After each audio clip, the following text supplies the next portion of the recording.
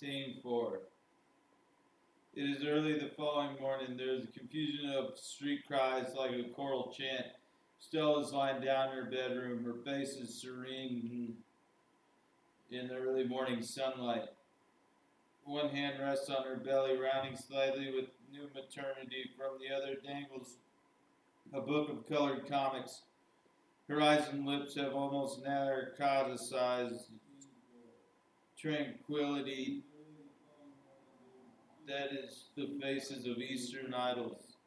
The table is sloppy with remains of the breakfast and the debris of the preceding night, and Stanley's gaudy pajamas lies across the threshold of the bathroom.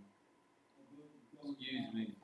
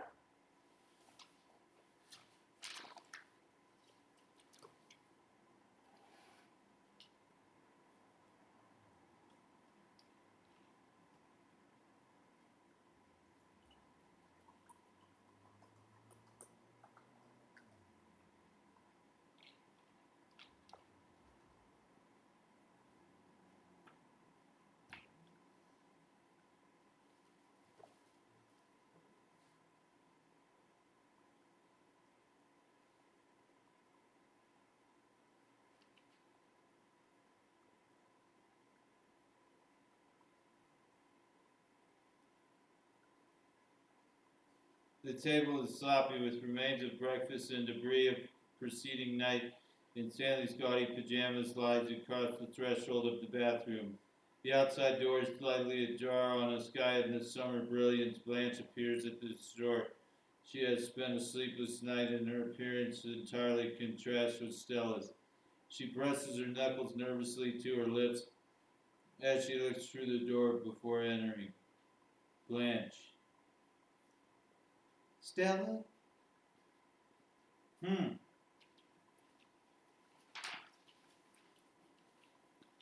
Blanche utters a moaning cry and runs into the bedroom, throwing herself down beside Stella in a rush of hysterical tenderness.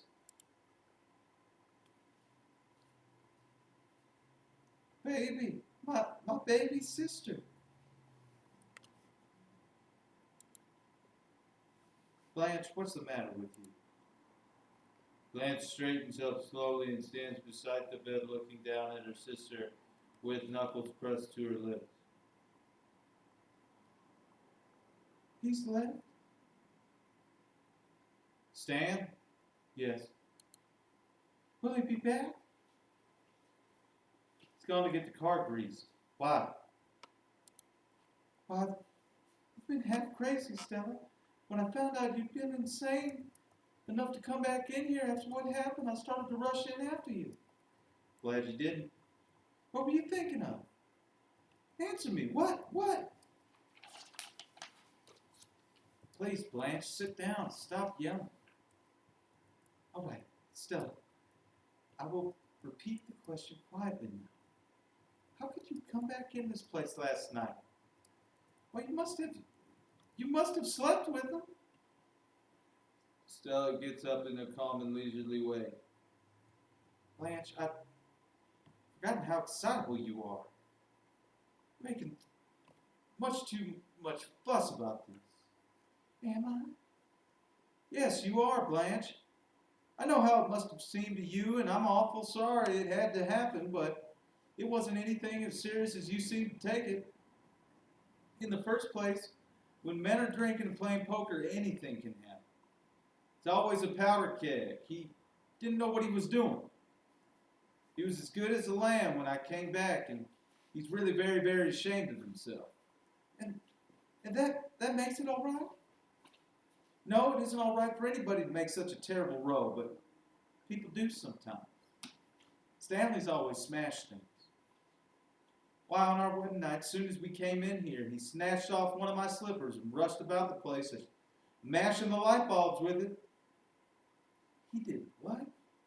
He smashed all the light bulbs with the heel of my slipper. And you let him? Didn't run? Didn't scream? I was sort of thrilled by it.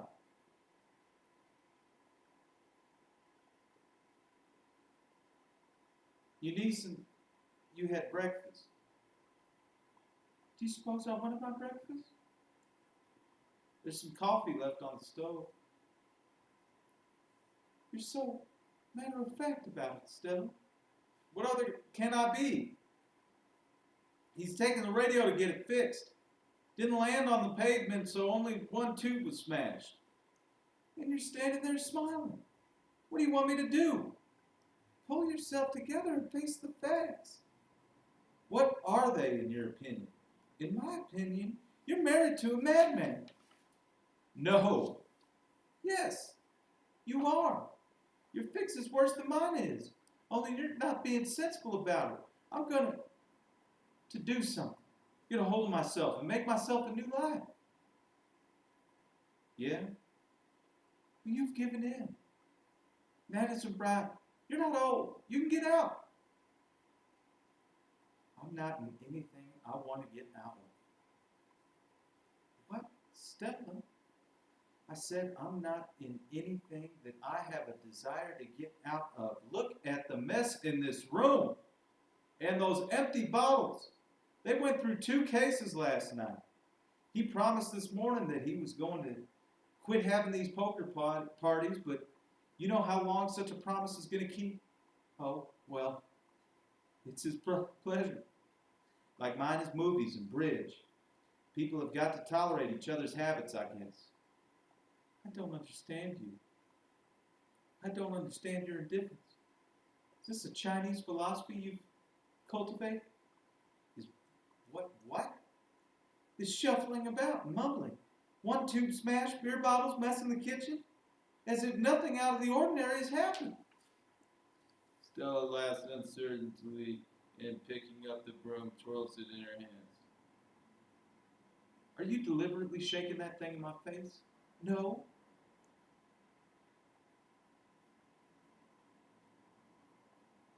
Stop it. Let go of that broom. I won't have you clean it up for him. Then who's going to do it? Are you? I? No, I didn't think so. Oh, let me think. If only my mind would function. You got to get a hold of some money. That's the way out.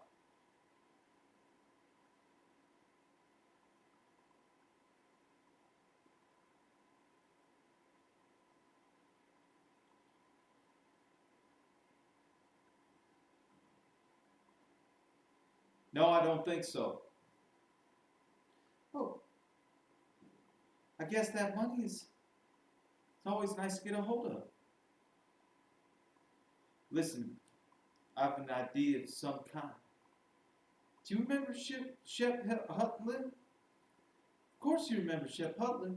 I went out with him at college in Moore's Pen. Well, I ran into him last winter. You know I went to Miami during those Christmas holidays? No. Well, I did. I took the trip as an investment, thinking I'd meet someone with $1 million. Did you? Yes. I ran into Shep Huntley. I ran into him on Biscayne Boulevard on Christmas Eve about dusk. Getting into his car, Cadillac convertible, must have been a block long. I should think it would have been inconvenient in traffic. You've heard of oil wells? Yes, remotely. He has them all over Texas. Texas is literally spouting gold in his pockets. My. You know how indifferent I am to money. I think money in terms of what it does, but he could do it. He certainly could do it. Do what, Blanche? I set us up in a shop. What kind of shop? Oh, a shop of some kind. He could do it with half what his wife throws away at those races. He's married. Honey, would I be here if the man weren't married? Stella laughs a little. Blanche suddenly springs up and crosses to phone. She speaks shrilly. How do I get Western Union? Operator? Western Union? That's a dial phone, honey. I can't dial. I'm too. Just dial 0. 0? Yes, 0 for operator. Blanche considers for a moment. Then she puts the phone down.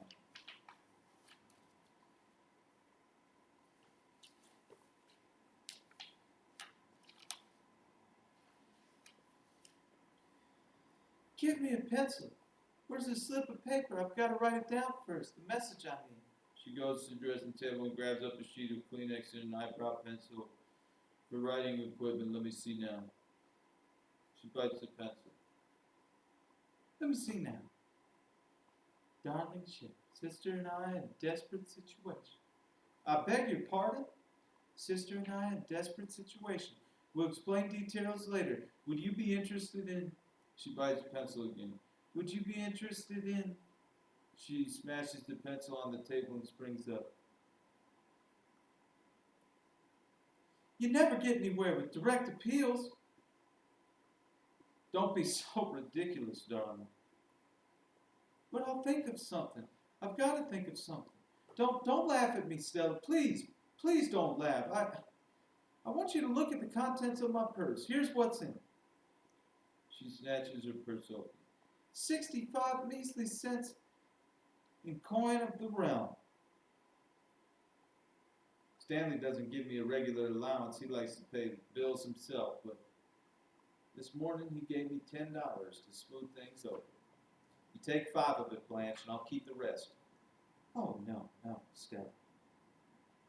I know it helps your morale just having a little pocket money on you.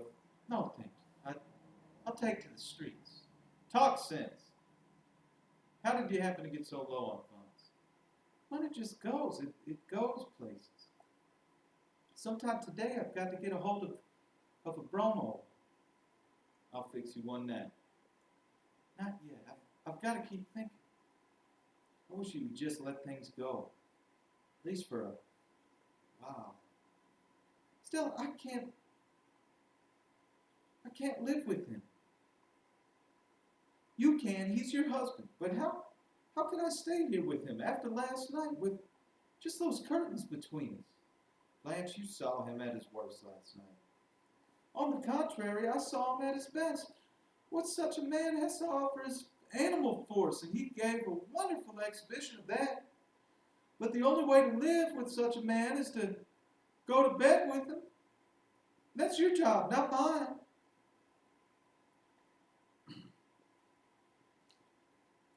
After you've rested a little, you'll see it's going to work out.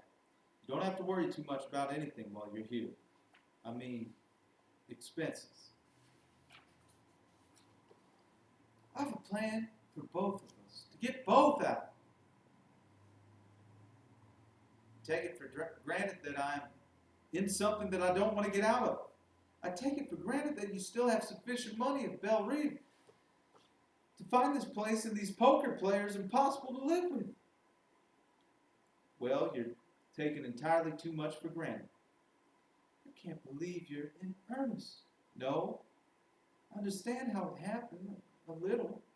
You saw him in uniform, an officer, not here, but I'm not sure it would have made any difference where I saw him. I don't say it was one of those mysterious electric things between people. If you do, I'll laugh in your face. I'm not going to say anything more at all about it.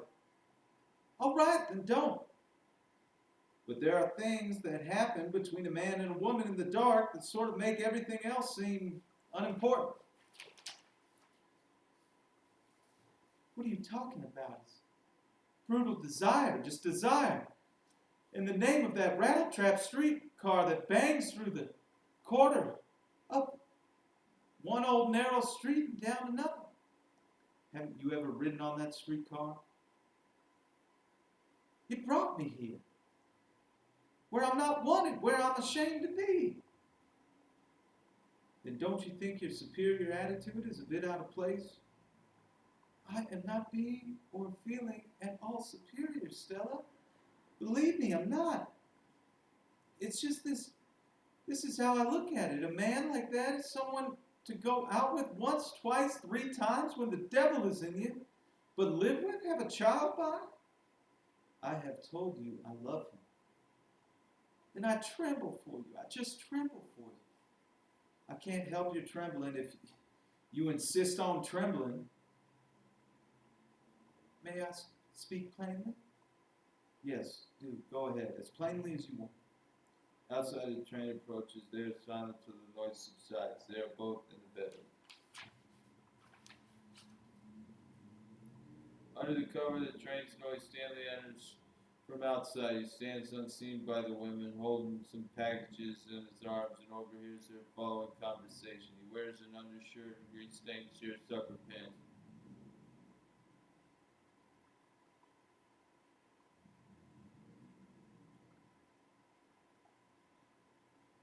Well, if you'll forgive me, he's coming. Why, yes, I suppose he is. Suppose? You can't have forgotten that much of bringing up, Stella. That you just suppose that any part of a gentleman is his nature. Not one particle, no. Oh, if he was just ordinary, just plain, but good and wholesome, but no. There's something downright bestial about him. You're hating me saying this, aren't you? Go on, say it all, Blanche. He acts like an animal. Has an animal's habits. Eats like one, moves like one, talks like one. There's even something subhuman, something not quite to the stage of humanity yet. Yes, something ape-like about him. Like one of those pictures I've seen in the anthropological studies. Thousands and thousands of years have passed him right by. And there he is, Stanley Kowalski, survivor of the Stone Age, bearing the raw meat home from the kill in the jungle. And you here, waiting for him. Maybe he'll strike you, and maybe he'll grunt and kiss you. That is, if kisses have been discovered yet, night falls and other apes gather. There in the front of the cave, all grunting like him, and swilling and gnawing and hulking. His poker night, you call it? This party of apes? Somebody growls, some creature snatches at something. The fight is on, God. Maybe we're a long way from being made in God's image, but Stella, my sister, there's been some progress since then. Such things as art, as poetry and music, such things of new light have come into the world since then. And some kinds of people, some tenderer feelings have had some little beginning that we have got to make grow and to cling to. and hold as our flag in this dark march toward whatever it is we're approaching. Don't hang back with the brutes. Another train passes outside. Stanley hesitates, licking his lips. Then suddenly he turns stealthily about and withdraws through the front door. The women are still unaware of his presence. When the train is passed, he calls through the closed front door. Hey, hey, Stella.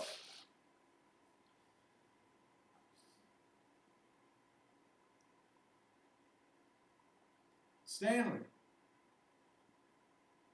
Stella, But Stella has gone to the front door. Stanley enters casually with his packages. Hiya, Stella. Blanche back? Yes, she's back. Hiya, Blanche. He grins at her. you must have got under the car. Them damn mechanics, Fritzes, don't know their ass from a... Hey! Stella has embraced him with both arms fiercely and full in the view of Blanche. He laughs and clasps her head to him. Over her head, he grins through the curtains at Blanche. As the lights fade away with lingering brightness on their embrace, the music of blue piano and trumpet of the drums is heard.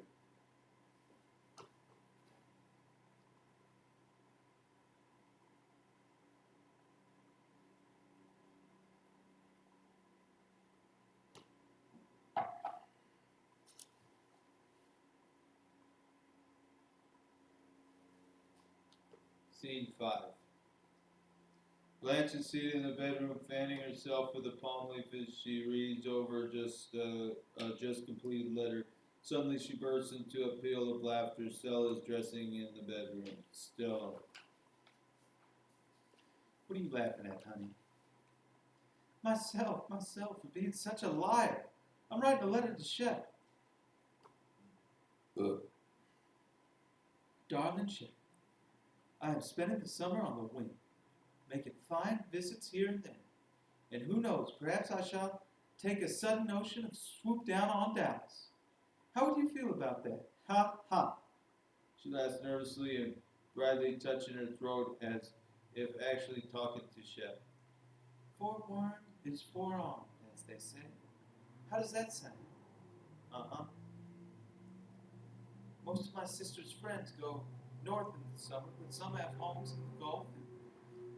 There has been a continued round of entertainments, teas, cocktails, and luncheons.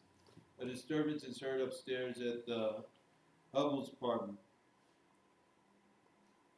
Eunice seems to be having some trouble with Steve. Eunice's voice shouts in terrible wrath. I heard about you and that blonde. That's a damn lie. You ain't pulling the wool over my eyes. I wouldn't mind if you stayed down at the Four Deuces, but you always going up. Who ever seen me up? I seen you chasing her around that balcony. I'm gonna call the vice squad. Don't you throw that at me. You hit me. I'm gonna call the police.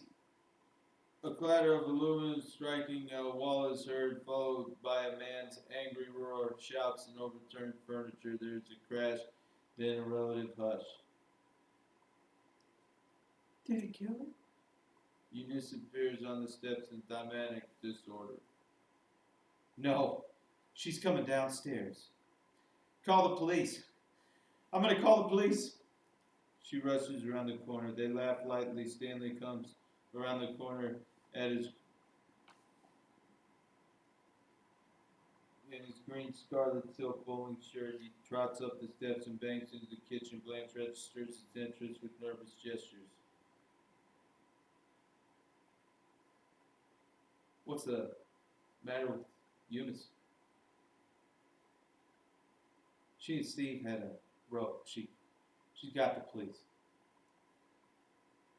No, she's getting a drink.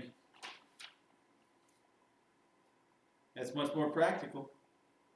Steve comes down, nursing a bruise on his forehead, and looks in the door. She here? No, the Four Deuces. That rutting hunk. He looks around the corner a bit timidly, then turns with effective boldness and runs after her. I must jot that down in my notebook. I'm compiling a notebook of quaint little words and phrases I've picked up here. You won't pick up nothing here you ain't heard before. Can I count on that? You can count on it up to 500. It's a mighty high number. He jerks open the bureau drawer, slams it shut, and throws shoes in a corner. At each noise, Blanche winces slightly. Finally, she speaks.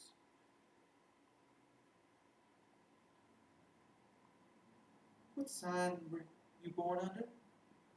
Sign. Astrological sign. I bet you were born under Aries. Aries people are forceful and dynamic. They dote on noise. They love to bang things around. You must have had lots of banging around in the army, and now that you're out, you make up for it by treating inanimate objects with such fury. Stella has been going in and out of the closet during this scene. Now she pops her head out of the closet. Stanley was born just 5 minutes after Christmas. Capricorn, the goat. What sign were you born under? Oh, my birthday's next month, the 15th of September. That's under Virgo. What's Virgo? Virgo is the Virgin. Bah! He advances a little as he knots his tie. Say, do you happen to know somebody named Shaw? Her face expresses a faint shock. She reaches for a cologne bottle and dampens her handkerchief as she answers carefully. Why, everybody knows somebody named Shaw. Well, this somebody named Shaw is under the impression he met you in Laurel. But I figured he must have got you mixed up with some other party, because this other party is someone he met at a hotel called the Flamingo. Blanche laughs breathlessly as she touches the cologne-dampened handkerchief to her temples. I'm afraid he does have me mixed up with this other party. The Hotel Flamingo is not the sort of establishment I would dare to be seen. You know of it? Yes, I've seen it and smelled it. You must have got pretty close if you could smell it. The odor of cheap perfume is penetrating. That stuff you use is expensive? $25 an ounce. I'm nearly out. That's just a hint if you want to remember my birthday. She speaks lightly, but her voice adds a note of fear. Shaw must have got you mixed up. He goes in and out of Laurel all the time, so you can check on it and clear up any mistake. Turns away and crosses to the portieres. Blanche closes her eyes as if faint. Her hand trembles as she lifts her handkerchief again to her forehead. Steve and Eunice come around the corner. Steve's arm around Eunice's shoulder, and she is sobbing luxuriously as he is cooing love words. There is a murmur of thunder as they go slowly upstairs in a tight embrace. I'll wait for you at the Four Deuces. Hey, don't I rate one kiss? Not in front of your sister. He goes out. Blanche raises from her chair. She seems faint, looks about her with an expression of almost panic. Stella, what have you heard about me? Huh? What have people been telling you about me? Telling? You haven't heard any unkind gossip about me? Why, no, Blanche. Of course not. Honey, there was a good deal of talk in Laurel. About you, Blanche? I wasn't so good the last 2 years or so. After Bella Reeve, it started to slip through my fingers. All of us do things I never was hard or self-sufficient enough. When people are soft people have got to shimmer and glow. They've got to put on soft colors, the colors of butterfly wings, and put a paper lantern over the light. It isn't enough to be soft. Gotta be soft and attractive. Now I'm fading away now. I don't know how much longer I can turn the trick. The afternoon is fading to dusk. Stella goes into the bedroom and turns on the light under the paper lantern. She holds a bottle of soft drink in her hand. Have you been listening to me? I don't listen when you are being morbid. She advances with the bottle of Coke. Is that Coke for me? Not for anyone else. Why, you precious thing. Is it just Coke? You mean you want a shot in it? Well, honey, a shot never does a Coke any harm. You mustn't wait on me. I like to wait on you, Blanche. Makes it seem more like home. She goes into the kitchen, finds a glass, pours a shot of whiskey into it. I have to admit I love being waited on. She rushes to the bedroom. Stella goes to her with the glass. Blanche suddenly clutches Stella's free hand with a moaning sound and presses the hand to her lips. Stella is embarrassed by her show of emotion. Blanche speaks with a choked voice. You're so good to me, and Blanche, I know I won't. You hate me to talk sentimental. But honey, believe I feel things more than I tell you. I won't stay long. I won't. I promise. Blanche, I won't. I promise I'll go. Go soon. I will really. I won't hang around until he throws me out. Now will you stop talking foolish? Yes, honey, watch how you pour that fizzy stuff on it's over. Blanche laughs shrilly and grabs the glass, but her hand shakes so it almost slips from her grasp. Stella pours the Coke into the glass. It foams over and spills. Blanche gives a piercing cry.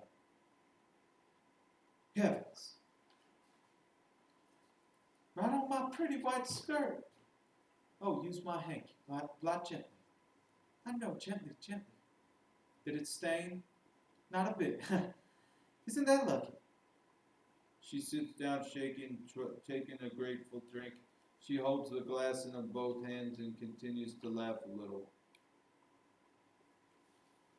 Why did you scream like that? I don't know why I screamed. Mitch is coming at 7. I guess I'm just feeling nervous about our relations. She begins to talk rapidly and breathlessly. He hasn't got a thing but a goodnight kiss, and that's all I've given him, Stella. I want his respect, and men don't want anything they get too easy. But on the other hand, men lose interest quickly, especially when the girl is over 30. They think a girl over 30 ought to, the vulgar term is put out. And I'm not putting out. Of course, he doesn't know. I mean, I haven't informed him of my real age. Why are you sensitive about your age? Because of hard knocks, my vanity's been given. What I mean is that he thinks I'm sort of prim and proper, you know. She laughs out sharply. I want to deceive him enough to make him want me. Blanche, do you want him? I want to rest. I want to breathe quietly again. Yes, I want Mitch very badly. Just think, if it happens, I can leave here and not be anyone's problem. Stanley comes around the corner with a drink under his belt. Stanley Bonnelly. Hey, Steve. Hey, Eunice. Hey, Stella. There are joyous calls from above. Trumpet and drums are heard from around the corner. Stella kissing Blanche impulsively. It will happen. It will? It will. She goes across the kitchen looking at Blanche. It will, honey. It will. But don't take another drink. Her voice catches as she goes out the door to meet her husband. Blanche sinks faintly back into her chair with her drink. Eunice shrieks with laughter and runs down the steps. Steve bounds after her with goat-like screeches and chases her around the corner. Stanley and Stella twine arms as they follow, laughing. Dust settles deeper. The music from the Four Deuces is slow and blue. Ah, me. Ah, me. Ah, me. Ah, me. Her eyes are fall shut and a palm leaf fan drops from her fingers. She slaps her hand on the chair arm a couple times. There's a light glimmer of lightning about the building. A young man comes along the street and rings a bell. Come in. The young man appears through the portieres. She regards him with interest. Well, well, what can I do for you? I'm collecting for the Evening Star. I didn't know that stars took up collections. It's the paper. I know, I was joking freely. Will you have a drink? No, ma'am, no, thank you. I can't drink on the job. Oh, well, let's see. I don't have a dime. I'm not the lady of this house. I'm her sister from Mississippi. I'm one of those poor relations you've heard about. That's all right. I'll drop by later. He starts to go out. She approaches a little. Hey, He turns back shyly. She puts a cigarette in a long holder. could you give me a light? She crosses toward him. They meet at the door between the two rooms. Sure. He takes out a lighter. This doesn't always work. It's temperamental. Ah, thank you. He starts away again. Hey,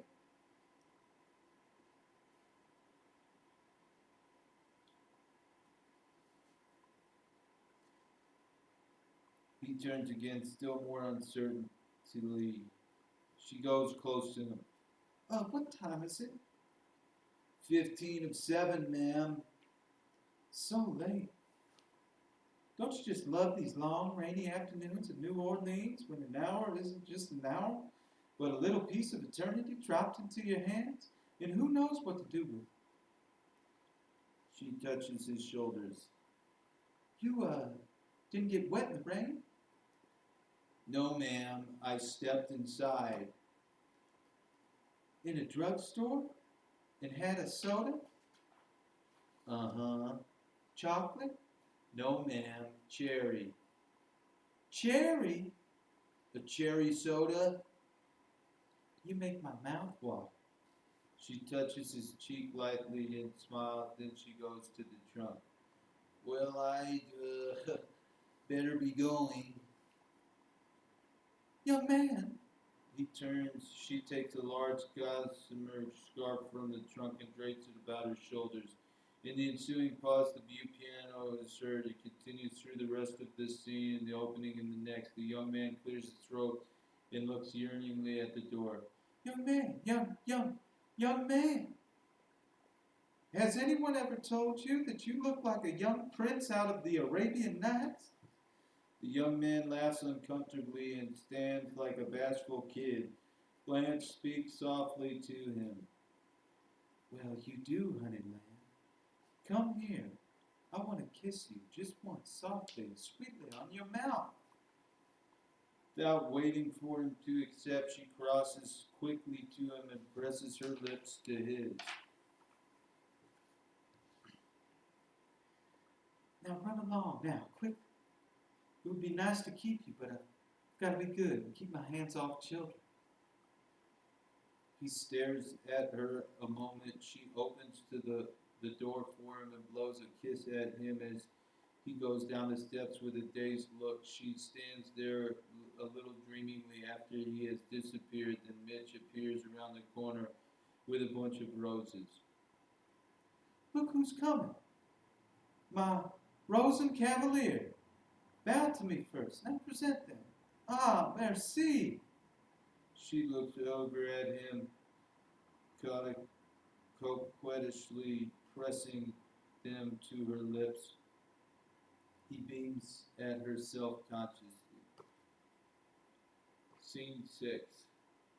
It is about 2 a.m. on the same evening. The outer wall of the building is visible. Blanche and Mitch come in, the utter exhaustion of which only a neurasthenic personality can know is evident in Blanche's voice and manner. Mitch is stolid but depressed. They have probably been out to the amusement park on Lake Pontchartrain. for Mitch is bearing upside down a plaster statuette of Mae West, the sort of prize won at shooting galleries and carnival games of chance. Blanche stopping lifelessly at the steps. Well, guess it must be pretty late and you're tired. Even a hot tamale man has deserted the street. He hangs on to the end. Mitch laughs uneasily again. How do you get home? I walk over to Bourbon, catch an owl car. Is that streetcar named Desire still grinding along the tracks this hour? Afraid you haven't got much fun out of this evening, Blanche. I spoiled it for you. No, you didn't. But I felt all the time that I wasn't giving you much entertainment.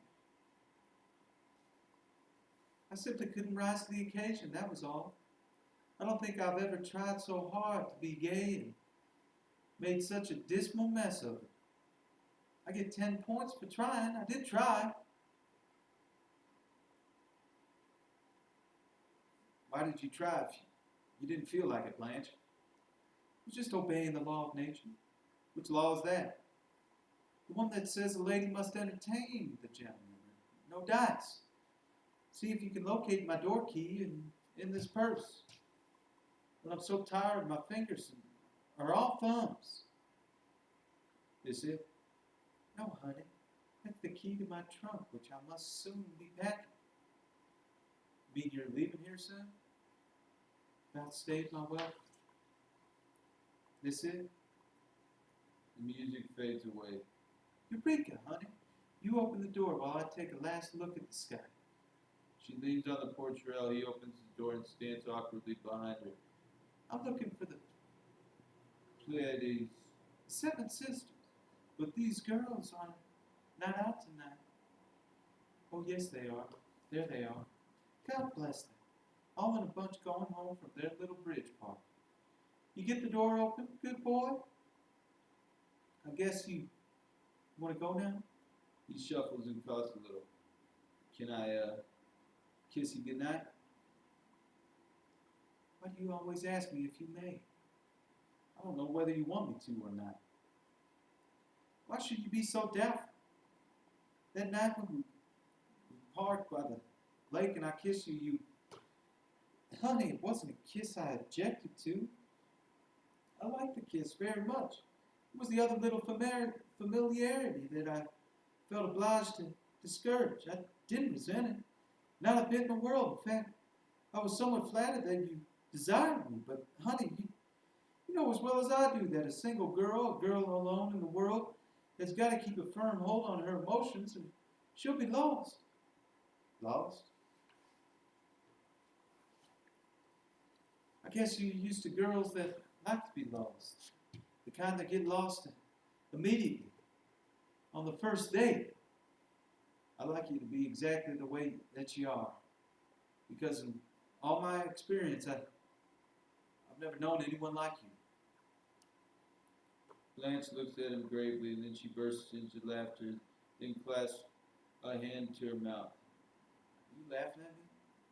No, honey. Lord, the lady of the house has not yet returned, so come in. We'll have a nightcap. Let's leave the lights off, shall we? You just do what you want to do. Blanche precedes him to the kitchen. The outer wall of the building disappears and the interiors of the 2 rooms can be dimly seen. Blanche remaining in the first room. The other room's more comfortable. Go on in. This crashing around in the dark is my search for some liquor. You want a drink? I want you to have a drink. You've been so anxious and solemn all evening. So have I. We have both been anxious and solemn, and now for these few last remaining moments of our lives together, I want to create. I'm lighting a candle. That's good.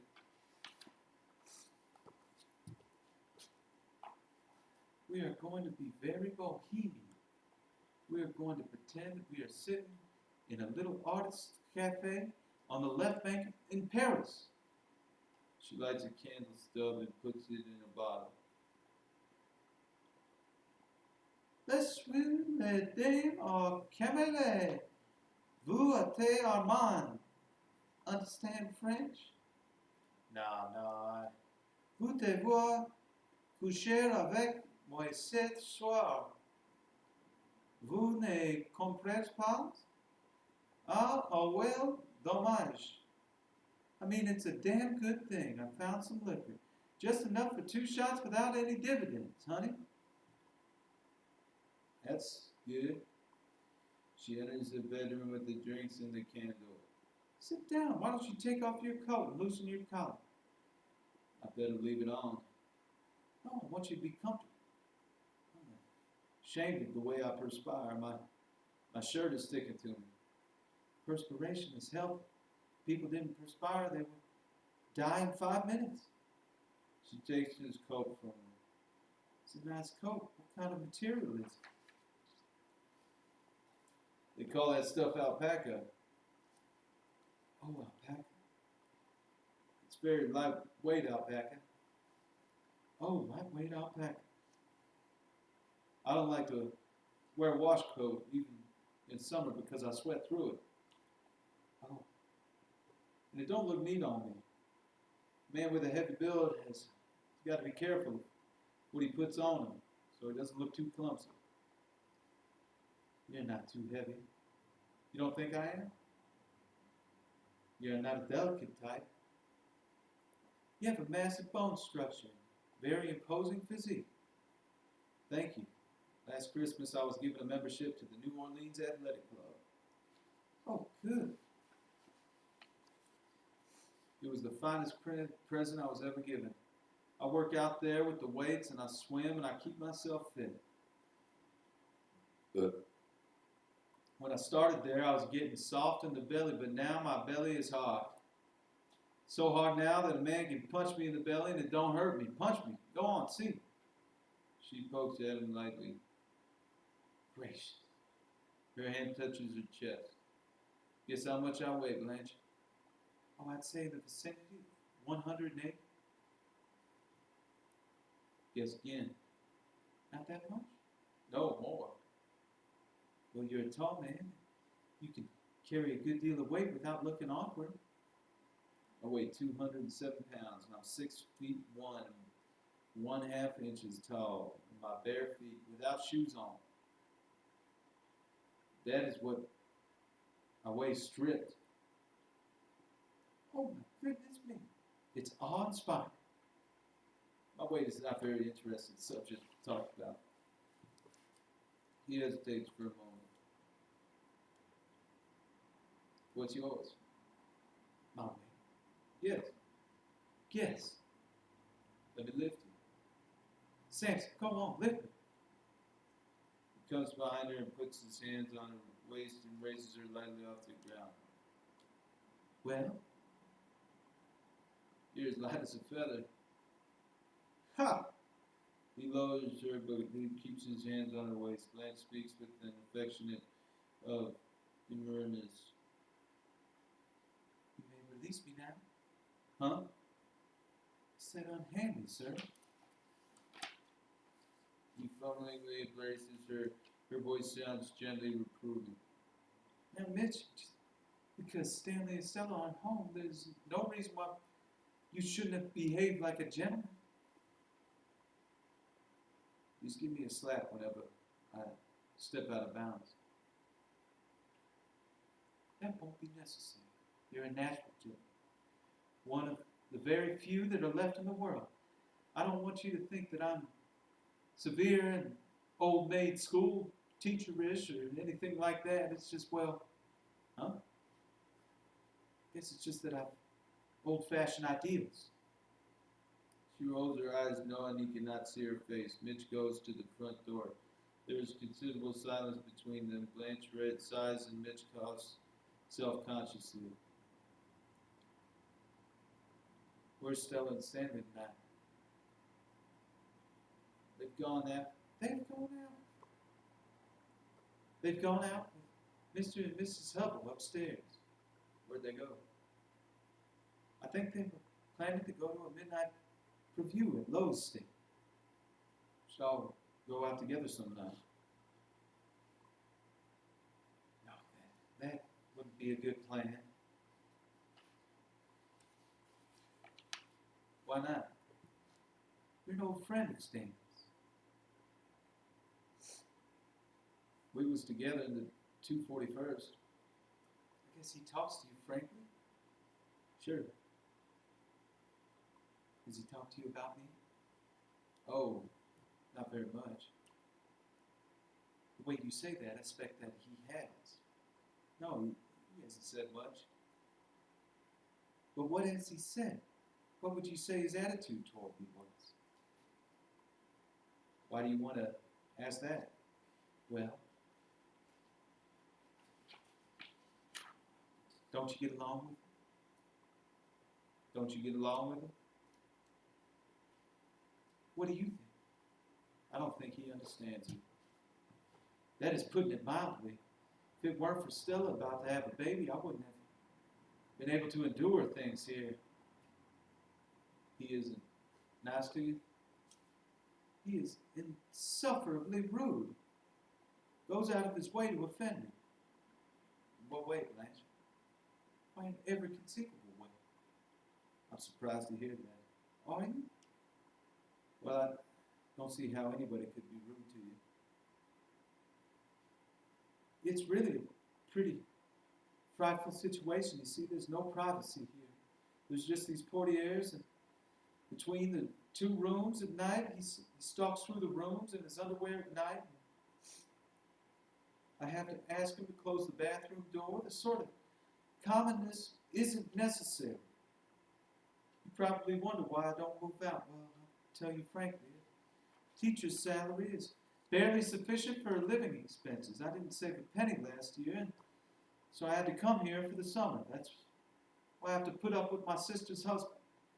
He has to put up with me, apparently so much against his wishes. Surely he must have told you how much he hates me. I don't think he hates me. He hates me. But why would he insult me? The first time I laid eyes on him, I thought to myself, the man is my executioner. That man will destroy me unless Blanche. Yes, honey? Can I ask you a question? Yes, what? How old are you? She makes a nervous gesture. Why do you want to know? I talked to my mother about you. She said, how old's Blanche? And I wasn't able to tell her. You talked to your mother about me? Yes. Why? I told my mother how nice you were. I liked you. Were you sincere about that? You know I was. Why did your mother want to know my age? Mother's sick. I'm sorry to hear it. Badly? She won't live long, maybe just a few months. Oh. She worries because I'm not settled. Oh. She wants me to be settled down before she... His voice is hoarse and he clears his throat twice, shuffling nervously around with his hands in and out of his pockets. You love her very much, don't you? Yes. I think you have a great capacity for devotion. You will be lonely when she passes on, won't you?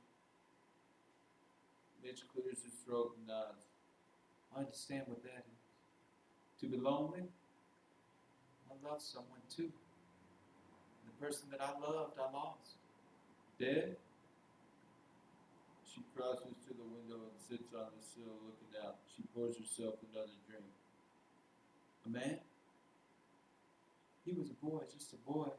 When I was a very young girl, when I was 16, I made the discovery of love. All at once, much too completely. It was like you suddenly turned the blinding light on something that had always been half in shadow. That's how it struck the world for me, but I was unlucky, deluded. There was something different about the boy, a nervousness, a softness, a tenderness, which wasn't like a man's, although he wasn't the least bit effeminate looking. Still, that thing was there. He came to me for help. I didn't know that. I didn't find out anything till after our marriage, when we'd run away, come back, and all I knew was that I'd failed him. In some mysterious way, I wasn't able to give him the help he needed, and I couldn't speak of. He was in the quicksands and clutching me, but I wasn't holding him out. I was slipping in with him. I didn't know that. I didn't know anything except I loved him unendurably, but without being able to help him or help myself. Then I found out, in the worst of all possible ways, by coming suddenly into a room that I thought was empty, which wasn't empty, but had two people in it. The boy I had married, and an older man who had been his friend for years. A locomotive is heard approaching outside. She claps her hands in her ears and crouches over. The headlight of the locomotive glares into the room as it thunders past. As the noise recedes, she straightens slowly and continues speaking. Afterwards, we pretended that nothing had been discovered. Yes, the three of us drove out to Moonlight Casino, very drunk, laughing all the way. Polka music sounds in a minor key in faint distance. We danced the Varsuviana. Suddenly, in the middle of the dance, the boy I had married broke away from me and ran out of the casino. A few moments later, a shot. The polka stops abruptly. Blanche rises stiffly, then the polka resumes in a major key. I ran out, all ran and gathered about the terrible thing at the edge of the lake. I couldn't get near for the crowding. Then somebody caught my arm. Don't go any closer. Come back. You don't want to see. See what? Then I heard voices say, Alan, Alan, the gray boy. He'd stuck the revolver into his mouth and fired so that the back of his head had been blown away. She sways and covers her face. It was because on the dance floor, unable to stop myself, I suddenly said, I know, you disgust me. And then the searchlight, which had been turned on the world, was turned off again. Never for one moment since had there been any light that's stronger than this kitchen candle. Mitch gets up awkwardly and moves toward her a little. The polka music increases. Mitch stands beside her. Mitch drawing her slowly into his arms. You need somebody. I need somebody too. Could it be you and me, Blanche? She stares at him vacantly for a moment, then with a soft cry huddles in his embrace. She makes a sobbing effort to speak, but the words won't come. He kisses her forehead and her eyes, and finally her lips. The polka tune fades out. Her breath is drawn and released in a long, grateful sobs. Sometimes there's God so quickly.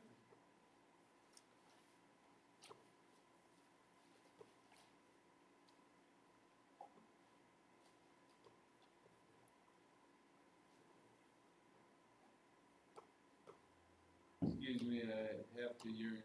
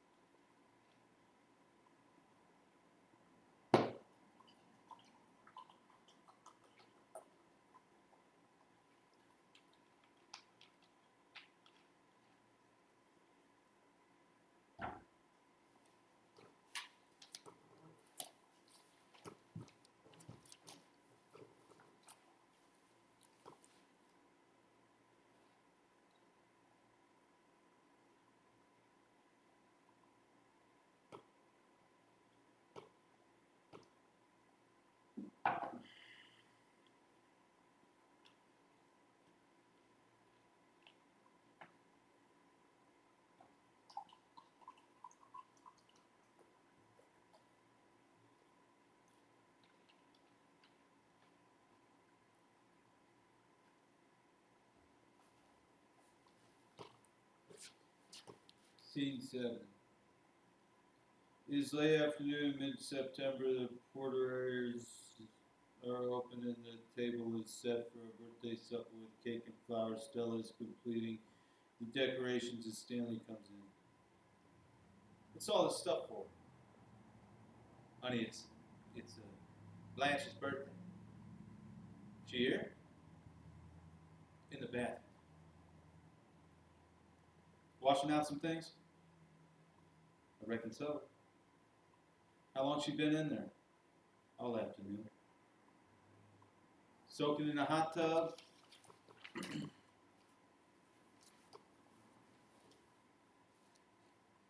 Yes. Temperature 100 on the nose, and she soaks herself in a hot tub. She says it cools her off for the evening.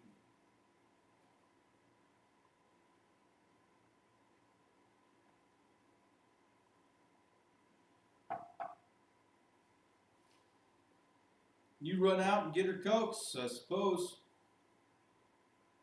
Serve them to Her Majesty in the hot tub?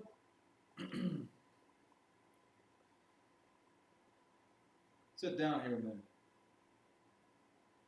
Stanley, I've got things to do. Sit down. Got the dope on your big sister, Stella. Stanley, stop picking on Blanche. The girl calls me common. Lately you've been doing all you can think of to rub her the wrong way, Stanley. And Blanche is sensitive. You've got to realize that Blanche and I grew up under very different circumstances than you did. So I've been told, and told, and told, and told. You know she's been feeding us a pack of lies here? No, I don't. And, well, she has, however. But now the cat's out of the bag. I found out some things. What things? Things I already suspected. But now I got proof from the most reliable sources, which I have checked on. Blanche is singing in the bathroom a saccharine popular ballad which is used contrapuntally with Stanley's speech. Lower your voice.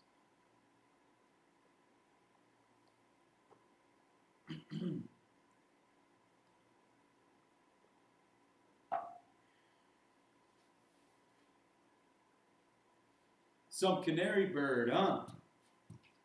Now please tell me quietly what you think you found out about my sister. Lie number 1. All this squeamishness she puts on. You should just know the line she's been feeding to Mitch.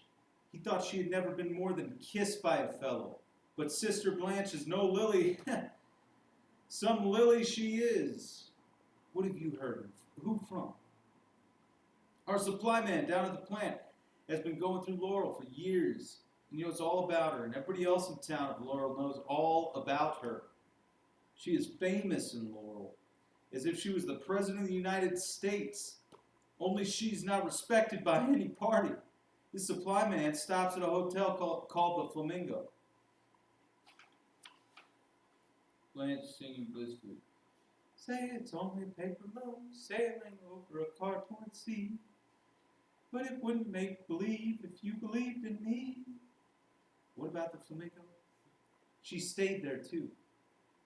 My sister lived in Bellarine.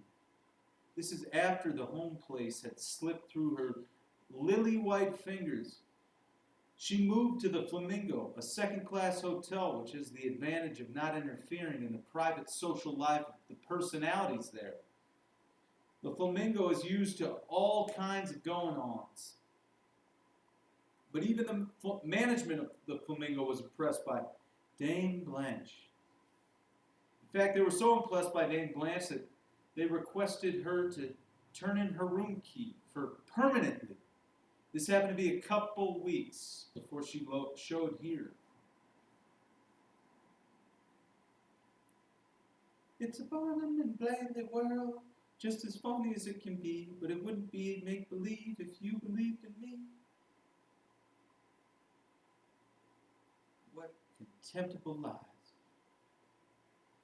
Sure, I can see how you would be upset by this. She pulled the wool over your eyes as much as Mitch's.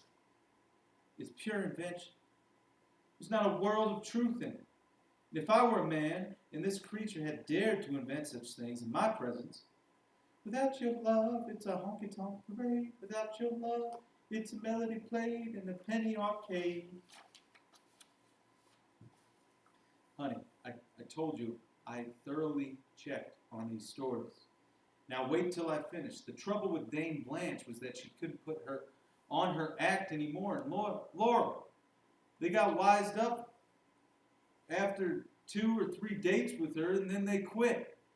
And she goes on to another, the same old time, same old act, same old hooey. But the town was too small for this to go on forever. And as time went by, she became a town character. Garden is not just different, but downright loco nuts. For the last year or two, she's been washed up like poison. That's why she's here this summer, visiting royalty, putting on all this act because she's practically told by the mayor to get out of the town.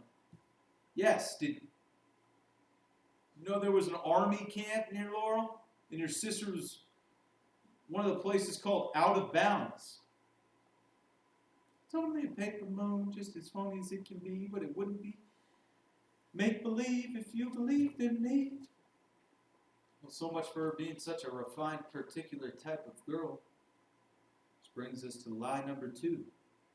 I don't want to hear anymore. She's not going back to teach school.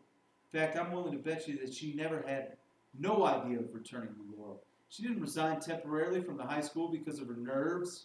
No sirree, Bob, she didn't.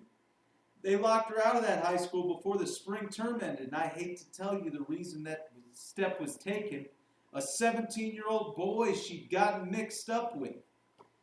It's a Barnum and Bailey world, just as phony as it can be.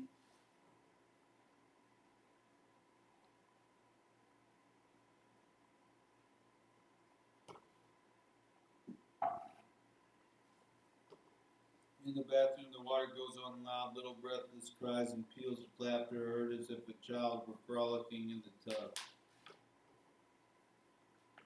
This is making me sick. The boy's dad learned about it and got in touch with the high school superintendent. Boy, oh boy, I'd like to have been in that office when Dame Blanche was called on the carpet. Like to see her, like to have seen her trying to squirm out of that one. But they had her on the hook good and proper, and the time she knew that jig was all up, they told her she better move on to some fresh territory. Yep, it was practically a town ordinance passed against her. The bathroom door is open and Blanche thrusts her head out, holding a towel about her hair.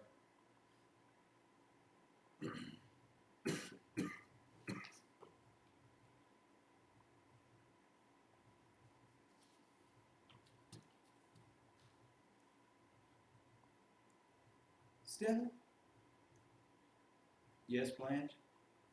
Give me another bath towel to dry my hair with. I just washed it. Yes, Blanche.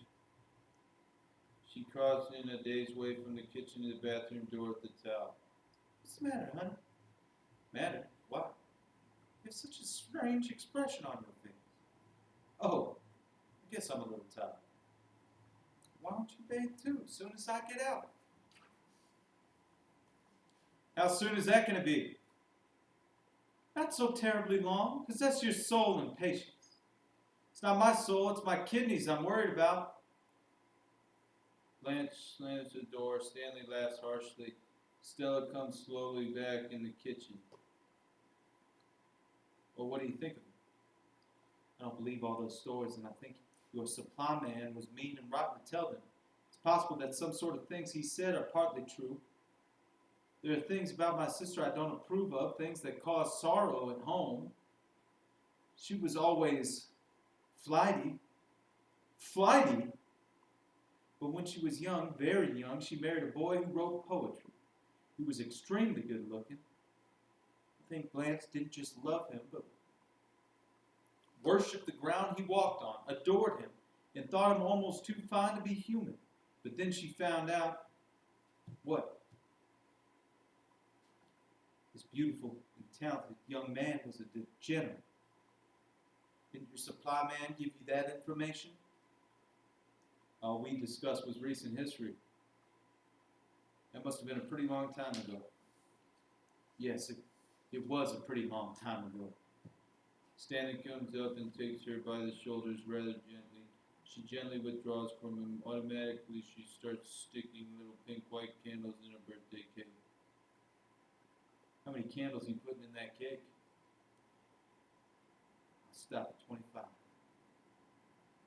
Is the company expecting? We asked Mitch to come over for cake and ice cream. Stanley looks a little uncomfortable. He lights a cigarette from the one he has just finished. I wouldn't be expecting Mitch over tonight. Stella pauses in her occupation with the candles and slowly looks around at Stanley. Why? Mitch is a buddy of mine. We're in the same outfit together. 241st Engineers. We work in the same plant, now on the same bowling team. Think I could face him if Stanley lost? Did you repeat what that? You're goddamn right, I told him. I'd have that on my conscience the rest of my life if I knew all that stuff and let my best friend get caught. Is Mitch through with her? Wouldn't you be if I said, is Mitch through with her? Blanche's voice is lifted again serenely by Isabel. She sings, but it wouldn't be make-believe if you believe in me. No, I don't think he's necessarily through with her, just wised up. Stanley, she thought Mitch was going to marry her. I was hoping so too. Well, he's not going to marry her. Maybe he was, but he's not going to jump in a tank with a school of sharks now. Blanche, oh Blanche, can I please get in my bathroom? Yes, indeed, sir. Can you wait 1 second while I drive? Having waited 1 hour, I guess 1 second ought to pass in a hurry. She hasn't got a job. Well, what will she do? She's not staying here after Tuesday. You know that, don't you? Just to make sure, I bought her a ticket myself, a bus ticket. In the first place, Blanche wouldn't go on a bus. She'll go on a bus and like it. No, she won't. No, she won't, Stanley.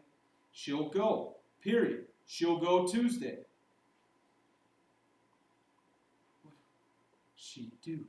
What on earth will she do? Her future is mapped out for her. What do you mean? Blanche sings. Hey, canary bird, Toots, get out of the bathroom. The bathroom door flies open and Blanche emerges with a great gay peal of laughter, but as Stanley crosses past her, a frightened look appears on her face, almost a look of panic. He doesn't look at her, but slams the bathroom door shut as she goes in. Blanche snatching up a hairbrush. Oh, it feels so good after my long, hot bath. Feels so good and cool and rested. Stella sadly and doubtfully from the kitchen. Do you, Blanche? Yes, I do. So refreshed. A hot bath and a long, cold drink always gives me a brand new outlook on life. She looks through the porter ears at Stella standing between them and slowly stops brushing. Something has happened. What is it? Nothing has happened, Blanche. You're lying. Something has. She stares fearfully at Stella, who pretends to be busy at the table. The distant piano goes into the hectic breakdown.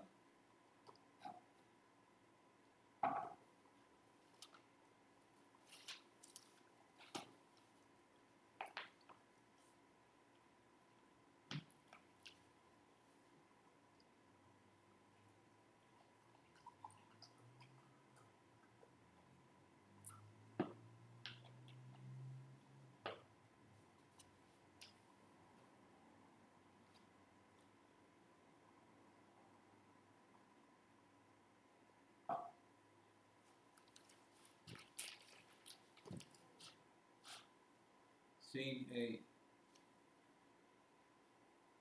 3/4 of an hour later, the view through the big windows is fading gradually into a still golden dusk. A torch of sunlight blazes on the side of the big water tank and an oil drum across the empty lot towards the business district, which is now pierced by pinpoints of lighted windows or windows reflecting the sunset.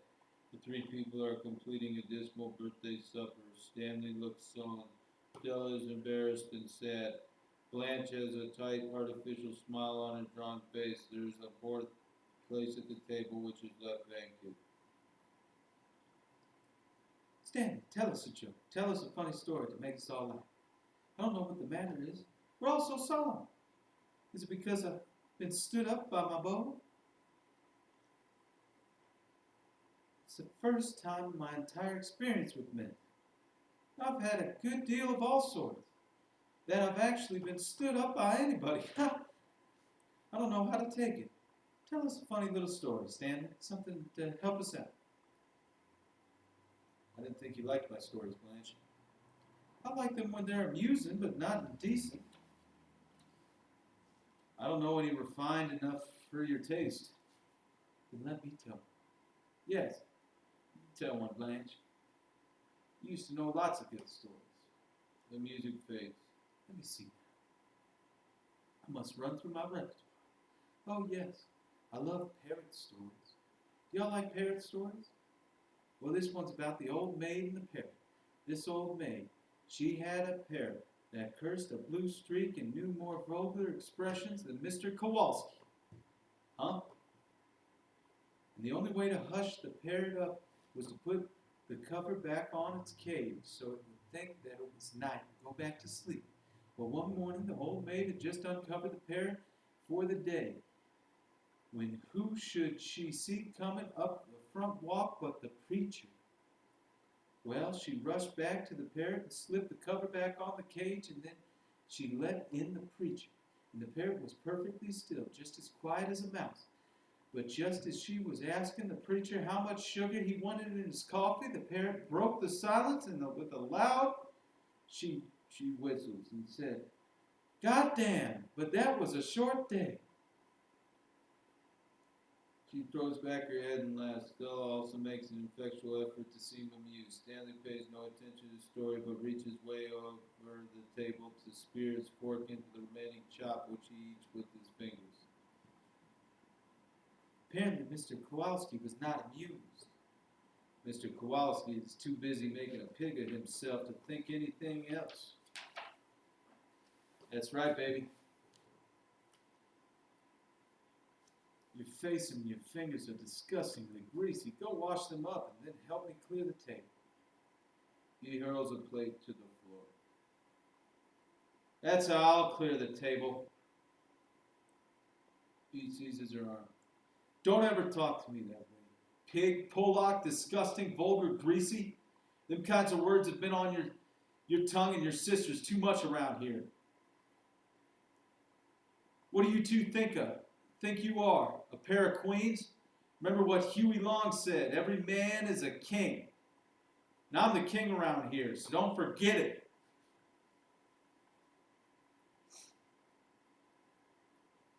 He hurls a cup and saucer to the floor. My place is cleared. You want me to clear your places?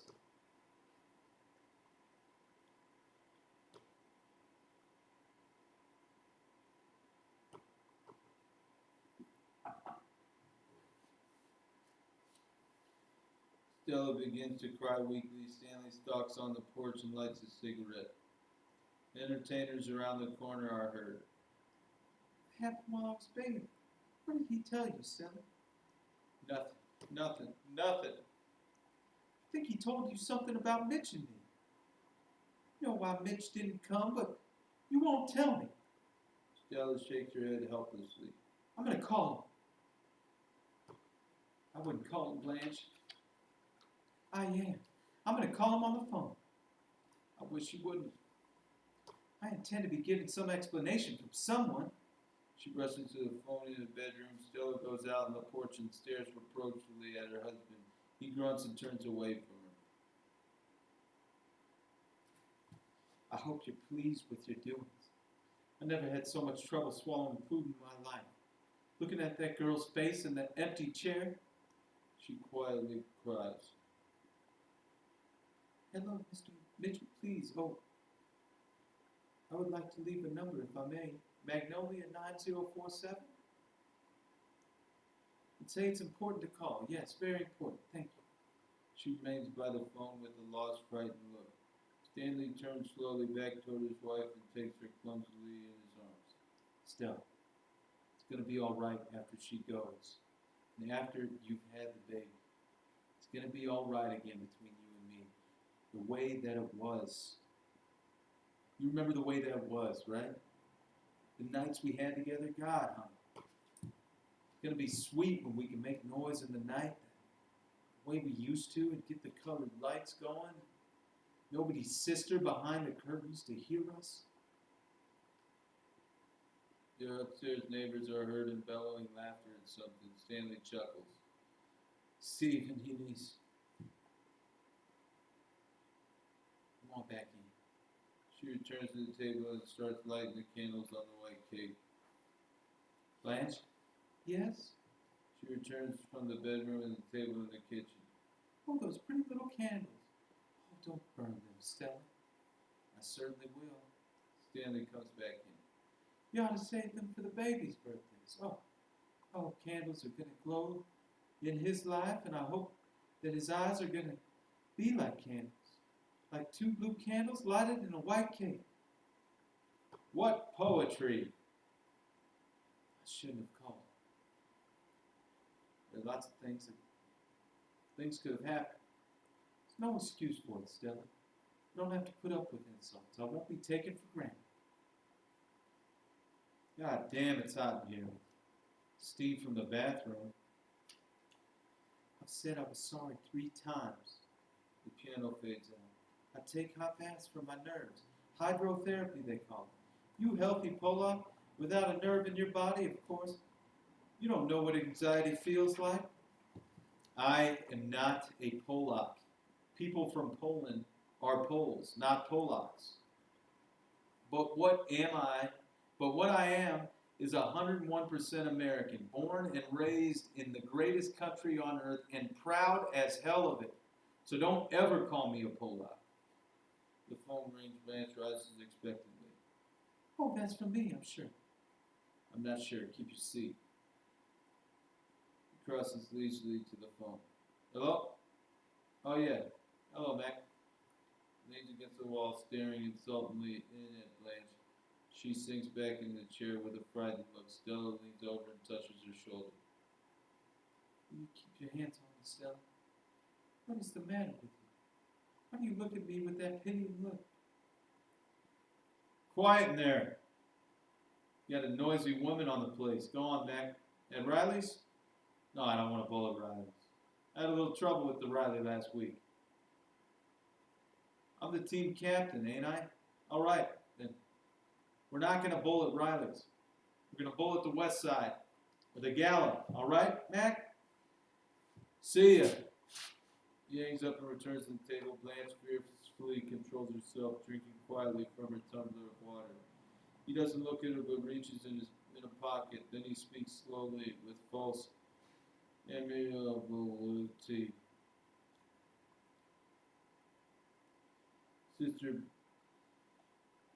Sister Blanche, I've got a little birthday remembrance for you.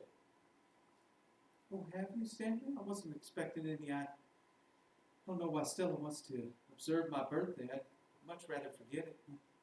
When you reach 27, well, age isn't a subject if you prefer to ignore. 27. What is it? For me? He's holding a little envelope toward her. Yes, I hope you like it. Why? It's a Ticket back to Laurel on the Greyhound, Tuesday. Varsuvian music steals in softly and continues playing. Stella rises abruptly and turns her back. Blanche tries to smile.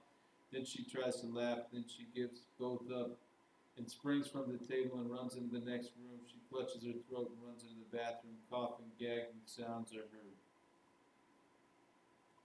Well, You didn't need to do that.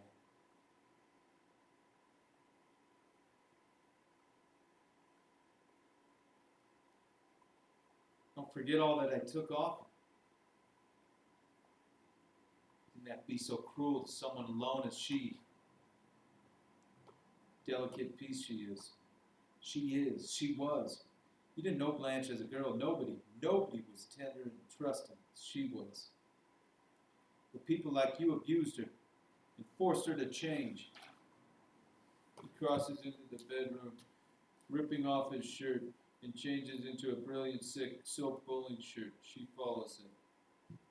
You think you're going bowling now? Sure. You're not going bowling. She catches hold of his shirt. Why did you do this to her? I've done nothing to no one. Let go of my shirt. You've torn it. I want to know why. Tell me why. When we first met, me and you thought I was common. How right you was, baby. I was common as dirt. You showed me the snapshot of the place with the columns. I pulled you down off them columns. And how you loved it. Having them colored lights going off. Wasn't we happy together? Wasn't it okay till she showed up here? Stella makes a slight movement. Her look goes suddenly inward as if some interior voice had called her name. She begins a slow shuffling progress from the bedroom to the kitchen, leaning and resting on the back of the chair and then on the edge of the table with a blind look and listening expression. Stanley, finishing with his shirt, is unaware of her reaction. Wasn't we happy together? Wasn't it all okay? Till she showed here, hoity-toity, describing me as an ape. He suddenly notices the change in Stella. Hey, what is it, Stella? Crosses to her.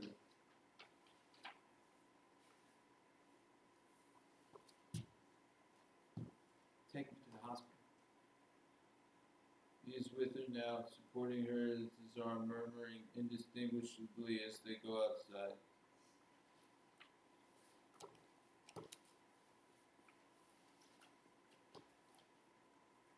Scene 9. While later that evening, Blanche is seated in a tense hunch position in a bedroom chair that she has recovered with a diagonal green and white stripe. She has on her scarlet satin robe. On the table beside chair is a bottle of liquor and glass. The rapid, feverish polka tune, the Varsuviana, is heard.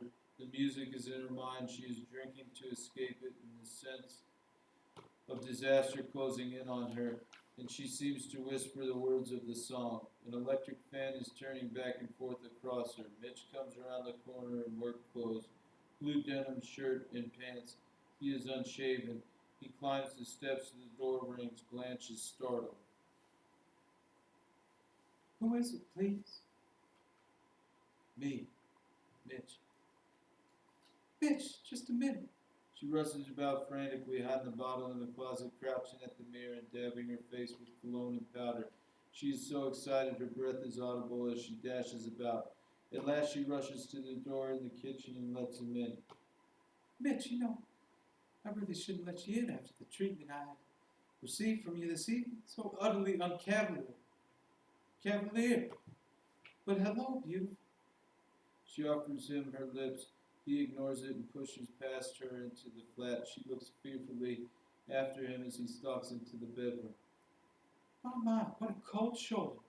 Such uncouth apparel. Why, you haven't even shaved. The unforgivable insult to a lady. But I forgive you. I forgive you because it's such a relief to see. You've stopped that polka tune that I had caught in my head. Have you ever had anything caught in your head? No, of course you haven't, you dumb angel puss. You'd never get anything awful caught in your head.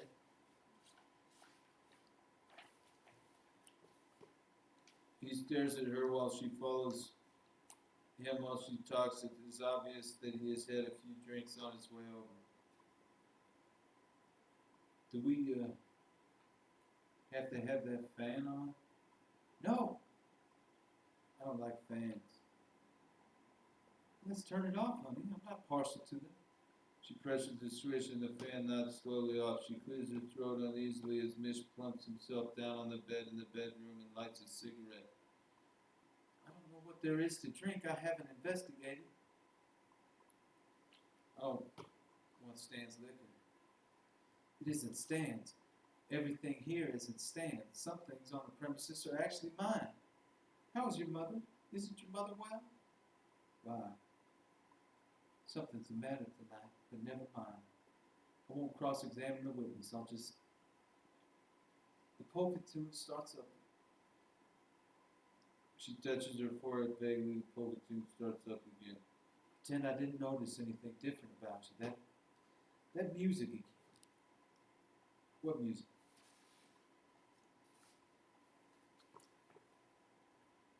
Vera Vuliana, the polka tune they were playing when Alan, wait. This revolver shot is heard. Blanche seems relieved. There now. The shot. It always stops after that. Polka music dies out again. Yes, now to stop. Are you boxed out of your mind? I'll go and see what I can find in the way of... She crosses into the closet pretending to search for the bottle. Oh, by the way, excuse me for not being dressed, but I'm practically giving you up. Had you forgotten your invitation to supper? I wasn't going to see you anymore. Wait a minute. I can't hear what you're saying. You talk so little that when you do say something, I don't want you to miss a single syllable of it. What am I looking around here for? Oh yes, liquor.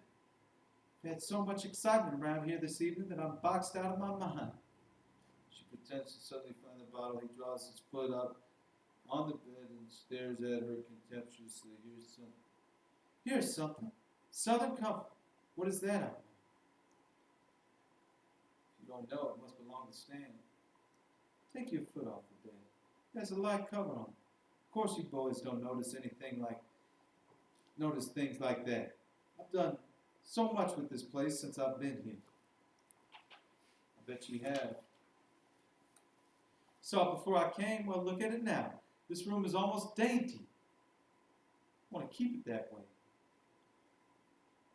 I wonder if this stuff ought to be mixed with something. Oh, it's sweet, so sweet. It's terribly, terribly sweet. Why, it's a liqueur, I believe. Yes, that's what it is, a liqueur. Mitch grunts. I'm afraid you won't like it, but try it. Maybe you will. I told you already, I don't want none of his liquor, and I mean it. You ought to lay off his liquor. Says you've been lapping it up all summer like a wildcat. What a fantastic statement. Fantastic of him to say. Fantastic of you to repeat it. I won't descend to the level of such cheap accusations to answer them either. Huh? What's in your mind? I see something in your eyes. It's dark in here. I like it dark. Dark is comforting to me. I don't think I ever see you in the light. Blanche laughs breathlessly. It's a fact. Is it? I've never seen you in the afternoon. Whose fault is that? You never want to go out in the afternoon. Why, Mitch, you're at the plant in the afternoon. Not Sunday afternoon. I ask you to go out with me sometimes on Sundays, but you always make an excuse. You never want to go out till after 6, and there's always some place that's not lighted much. There's some obscure meaning to this, but I fail to catch it. What it means is I've never really had a good look at you, Blanche. Let's turn on the light here. Light? Which light? What for? This one. The paper thing on it. Tears the paper lantern off the light bulb. She utters a frightened gasp. What did you do that for? So I can take a good, plain look at you. Of course you really don't mean to be insulting. No, just realistic. I don't want realism. I want magic. Yes, magic. I try to give that to people. I misrepresent things to them. I don't tell the truth. I tell what ought to be the truth. And if that is sinful, then let me be damned for it. Don't turn the light on. Mitch crosses to the switch. He turns the light on and stares at her. She cries out and covers her face. He turns the light off again. I don't mind you being older than what I thought. But all the rest of it, Christ. That pitch about your ideals being so old-fashioned and all the malarkey that you dished out all summer. Oh, I knew you weren't 16 anymore, but I was a fool enough to believe you were straight. I told you I wasn't straight. My loving brother-in-law, and you believed him. I called him a liar at first, and then I checked on the story. First I asked our supply man who travels through Laurel. Then I talked directly over the long distance to this merchant. Who was the merchant? Keyfaber. The merchant Keyfaber of Laurel? I know the man. He whistled at me. I put him in his place. So now for revenge he makes up stories about me. 3 people. Keyfaber, Stanley, and Shaw swore to them. Rub-a-dub-dub, 3 men in a tub. It's such a filthy tub. Didn't you stay at a hotel called the Flamingo? Flamingo? No. Tarantula was the name of it. I stayed at a hotel called Tarantula Arms. Tarantula? Yes, a big spider. That's where I brought my victims. She pours herself another drink. Yes, I had many intimacies with strangers. After the death of Alan, intimacies with strangers was all I seemed to be able to fill my empty heart with.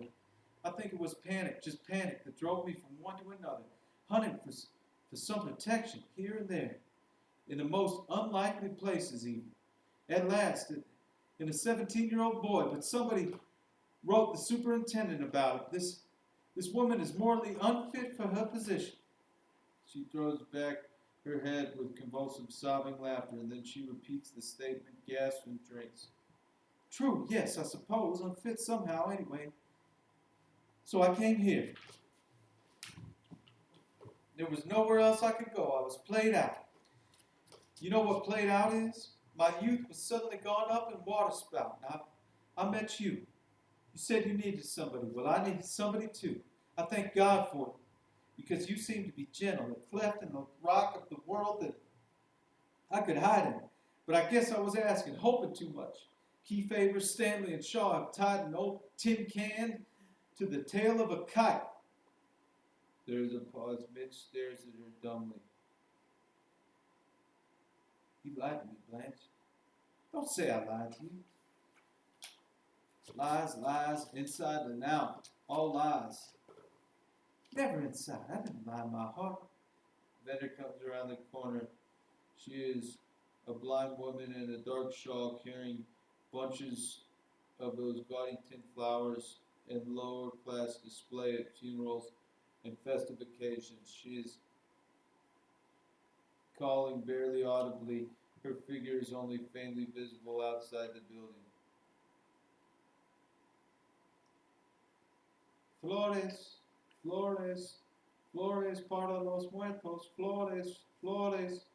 Wait, oh, somebody outside. She goes to the door, opens it up, and stares at the woman. She is at the door and offers Blanche some flowers. Flores? Flores para los muertos? No, not now. Not now. She darts back into the apartment, slamming the door. The woman turns away and starts to move down the street. Flores para los muertos. The polka-tune fades in. Crumbling, fading, regrets, recriminations. If you've done this, it wouldn't have cost me that. Corones para los muertos, corones. Legacies, huh?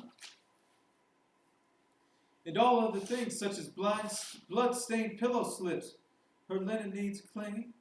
Yes, Mother, but couldn't we get a girl to do it? No, we couldn't, of course. Everything gone. Flores. Death. I used to sit here and she used to sit over there. Death was as close as you were. You are. We didn't dare even admit it.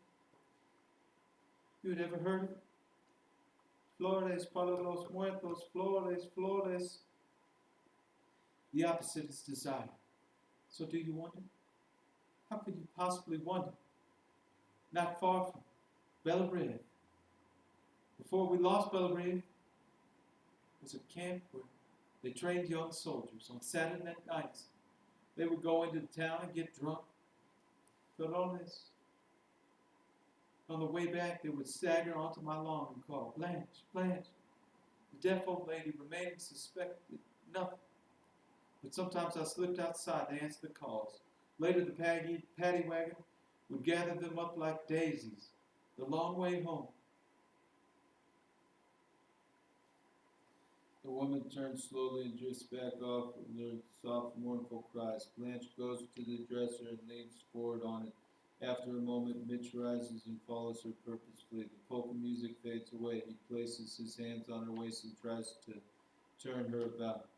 What are you? What I've been missing all summer. Then marry me, Mitch. I don't think I want to marry you anymore. No? You're not clean enough to bring in the house with my mother. Go away then. Get out of here quick before I start screaming fire. Her throat is tightening with hysteria.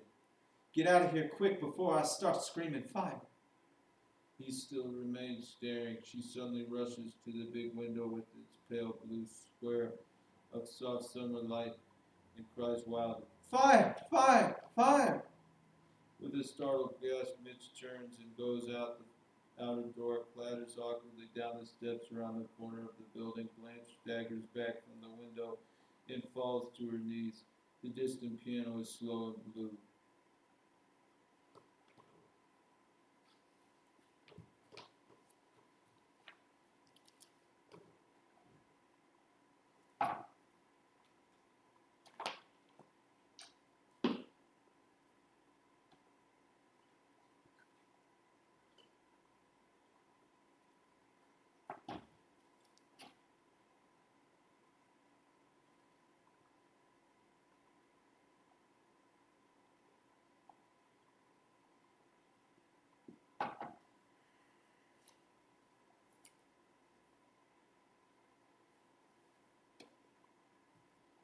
Scene 10.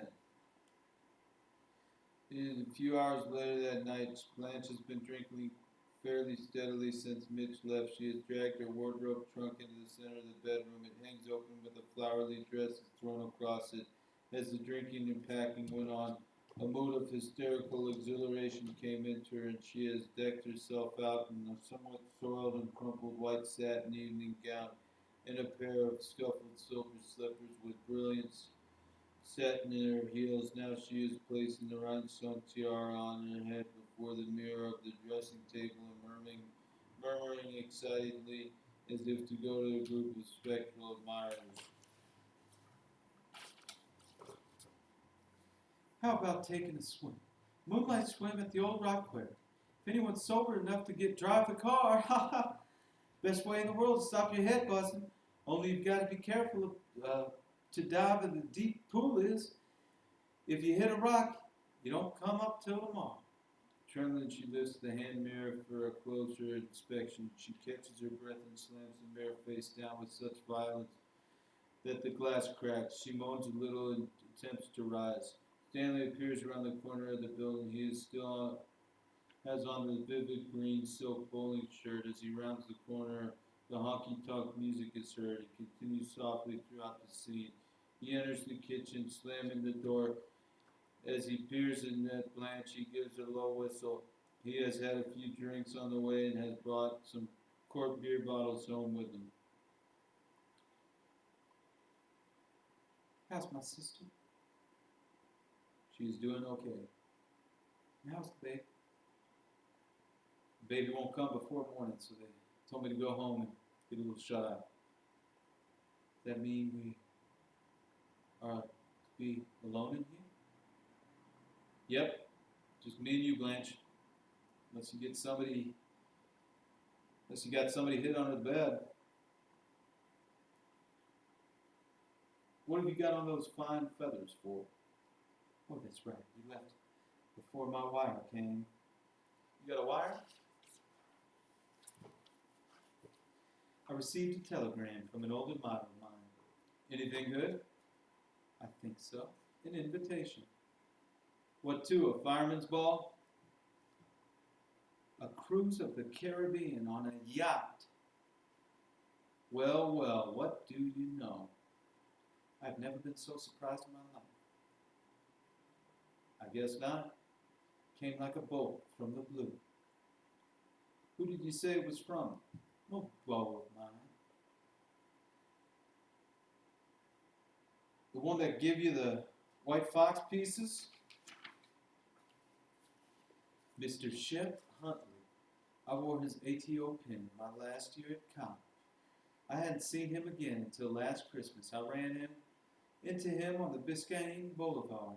Then just now this wire invited me on a cruise of the Caribbean.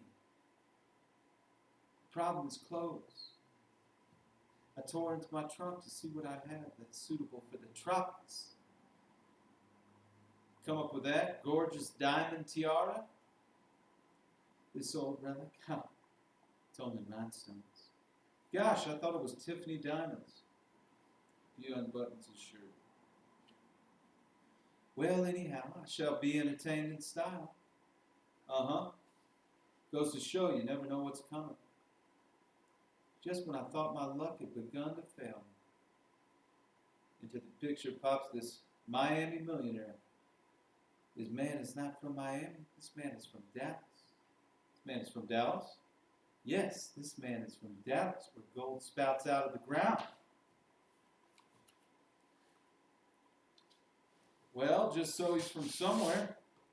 He starts removing his shirt. Close the curtains before you undress him further.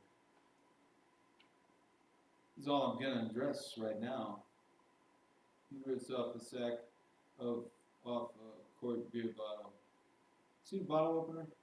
She moves slowly toward the dresser where she stands with her hands knotted together. I used to have a cousin who could open a beer bottle with his teeth, pounding the bottle cap on the corner table. That was his only accomplishment, all he could do. He was just a human bottle opener. Then one time, at a wedding party, broke his front teeth off. After that, he was so ashamed of himself, he used to sneak out of the house when company came. The bottle cap pops off, and a geyser of foam shoots up. Stanley laughs happily, holding up the bottle over his head. Ha! Rain from heaven. He extends the bottle towards her. Shall we bury the hatchet and make it a loving cup, huh? No, thank you. Well, it's a red letter night for both of us. You having an old millionaire and me having a baby.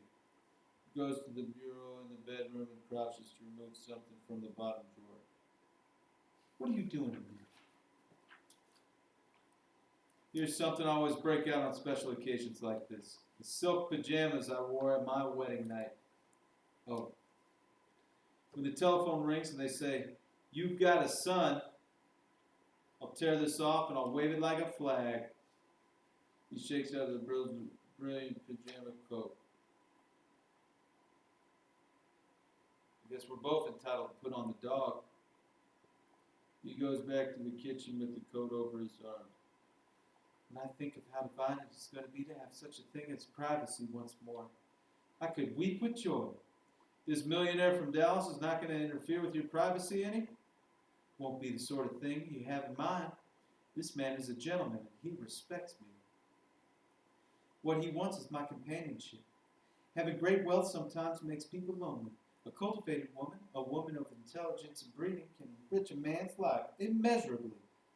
I have those things to offer. This doesn't take them away. Physical beauty is passive, transitory possession. But beauty of the mind and richness of the spirit and tenderness of the heart, and I have all of those things. Aren't taken away but grow, increase with years. How strange that I should be called a destitute woman when I have all these treasures locked in my heart. A choke sob comes from me. I think of myself as a very rich woman. But I've been foolish, casting my pearls before swine.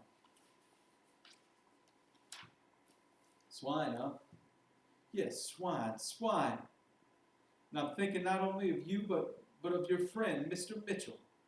He came to see me tonight. He dared to come in his work clothes and to repeat slander to me, vivacious stories that he had gotten from you. I gave him his walking papers. You did, huh? But then he came back. He returned with a box of roses to beg my forgiveness. He implored my forgiveness. But some things are not forgivable. Deliberate cruelty is not forgivable. It is one of the unforgivable things, in my opinion. It is one thing which I have never been guilty. And so I told him, I said to him, thank you. But it was foolish of me to think that we could ever adapt ourselves to each other. Our ways of life are too different. Our attitudes and our backgrounds are incompatible. We have to be realistic about such things. So farewell, my friend. Let there be no hard feelings. Was this before or after the telegram came from the Texas oil millionaire? What telegram? No, after. As a matter of fact, the wire came just as... As a matter of fact, there wasn't no wire at all. Oh, there isn't no millionaire. Mitch didn't come back with roses, because I know where he is. Oh. There isn't a goddamn thing but imagination. Oh. And lies and conceits and tricks. Oh. Look at yourself. Take a look at yourself in that worn-out Mardi Gras outfit. Rented for 50 cents from some rag picker. With the crazy crown on? What queen do you think you are? God. I've been on to you from the start. Not once did you pull any wool over this boy's eyes. You come in here and sprinkle the place with powder and spray perfume and cover the light bulb with a paper lantern. And lo and behold, the place has turned into Egypt and you are the queen of the Nile. Sitting on your throne and swilling down my liquor, I say, ha, ha. Do you hear me? Ha, ha, ha. He walks into the bedroom. Don't come in here. Lurid reflections appear on the wall around Blanche. The shadows are of grotesque and menacing form. She catches her breath, crosses to the phone, and jiggles the hook. Stanley goes into the bathroom and closes the door. Operator, give me a long distance, please. I want to get in touch with Mr. Shep Huntley of Dallas. He's so well known he doesn't require any address. Just ask anybody who wait, no, I couldn't find it right now. Please understand. No, wait, one moment. Someone is nothing. Hold on, please. She sets the phone down and crosses warily into the kitchen. The night is filled with inhuman voices like cries in a jungle. The shadows are lurid reflections move sinuously as flames along the wall spaces. Through the back wall of the rooms, which have become transparent, can be seen the sidewalk. A prostitute has rolled a drunkard. He pursues her along the walk, overtakes her, and there is a struggle. A policeman's whistle breaks it up. The figure disappears. Some moments later, the woman appears around the corner with the sequined bag which the prostitute had dropped on the walk. She is rooting excitedly through it. Blanche presses her knuckles to her lips and returns slowly to the phone. She speaks in a hoarse whisper. Operator, never mind long distance. Get Western Union. There isn't time to be. Western Union. She waits anxiously. Western Union? Yes. I want to take down a message. In desperate circumstances, help me. Caught in a trap. Oh! The bathroom door is thrown open and Stanley comes out in the brilliant silk pajamas. He grins at her as he knots the tasseled sash about his waist. She gasps and backs away from the phone. He stares at her for a count of 10. Then a clicking becomes audible from the telephone, steady and rasping. He left the phone off the hook. He crosses to it deliberately and sets it back on the hook. After he replaced it, he stares at her again, his mouth slowly curving into a grin as he weaves between Blanche and the outer door. The barely audible blue piano begins to drum up louder. The sound of it turns into a roar. An approaching locomotive. Blanche crouches, pressing her fist to her ears until it has gone by. Let me get by you. You buy me? Sure, go ahead. He moves back a pace in the doorway. You stand over there. She indicates further position. You got plenty of room to walk by me now. Not with you there, but I've got to get out somehow. Think I'll interfere with you? The view panel goes softly. She turns confusedly and makes a faint gesture. The inhuman jungle voice rises up. He takes a step toward her, biting his tongue, which protrudes between his lips.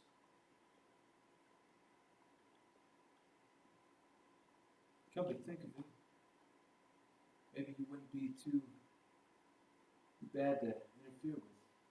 Blanche moves back toward the door into the bedroom. Stay back. Don't you come toward me another step or I'll... What? Some awful thing will happen. It will. What are you putting on now? They are now both inside the bedroom. I warn you, don't. I'm in danger.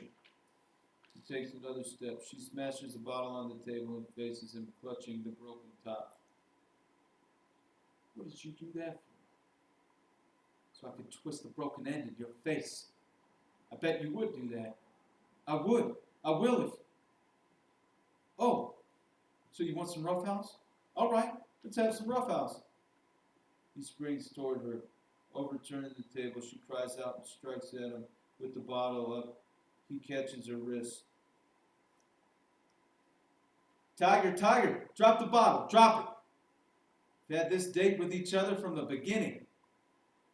She moans. The bottle top falls. She sinks to her knees. He picks up her inert figure and carries her to the bed. The hot trumpet and drums of the Four Deuces sound loudly.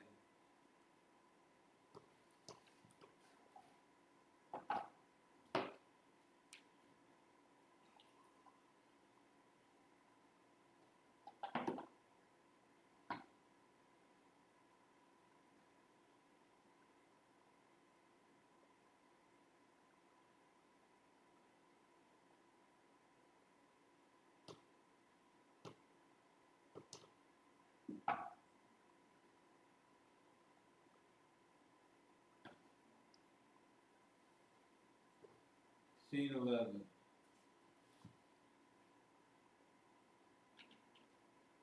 It is some weeks later. Stella is packing Blanche's things. Sounds of water can be heard running in the bathroom. The borders are partly open. Other poker players, Stanley, Steve, Mitch, and Pablo, who sit around the table in the kitchen. The atmosphere of the kitchen is now the same that raw lured one of the disastrous poker night. The building is framed by the sky of turquoise. Stella has been crying as she arranges the flowery dresses in the open trunk. Eunice comes down the steps from her flat above and enters the kitchen. There is an outburst from the poker table.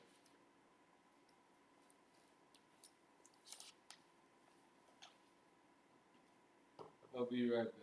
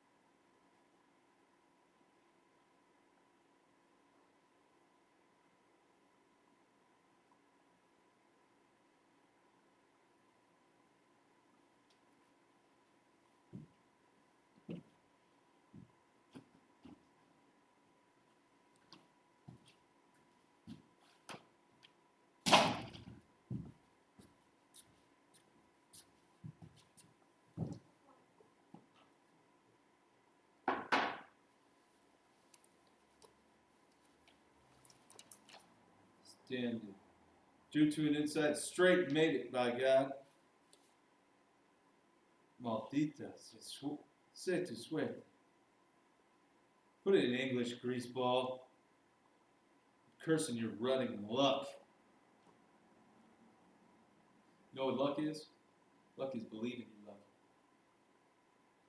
Take that Salerno. I believed I was lucky. I figured out 4 of the 5 would not come through, but I would. And I did. I put that down as a rule.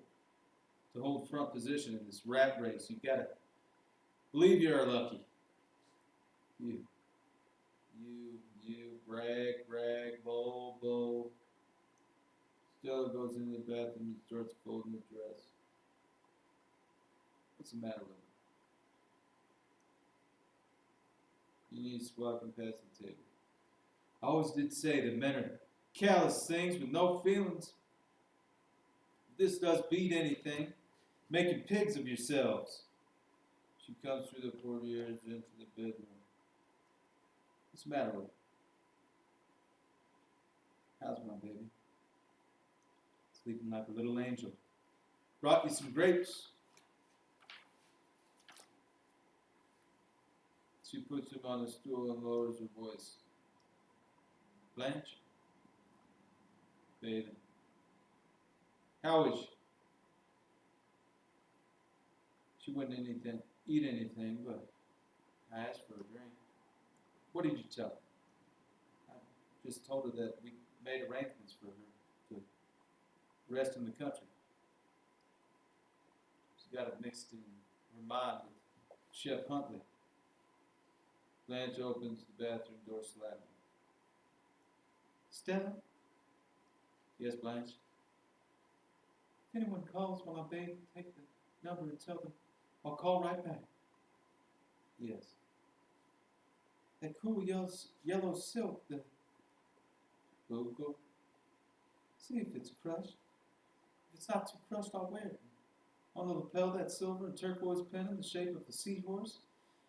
You'll find them in the heart-shaped box I keep my accessories in. Stella, try to locate a bunch of artificial violets in that box, too. Pin the seahorse on the lapel of the jacket. She closes the door and Stella turns to Eunice. I don't know if I did the right thing. What else could you do? I could believe the story and go on living with Stanley.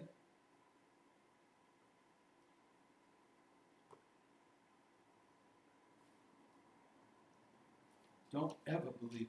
Life got to go on, no matter what happens. You've got to keep on going.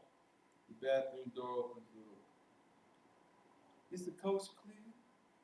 Yes, Blanche. To your niece. Tell her how she's looking. Please close the curtain before I come in. They're closed. How many for you?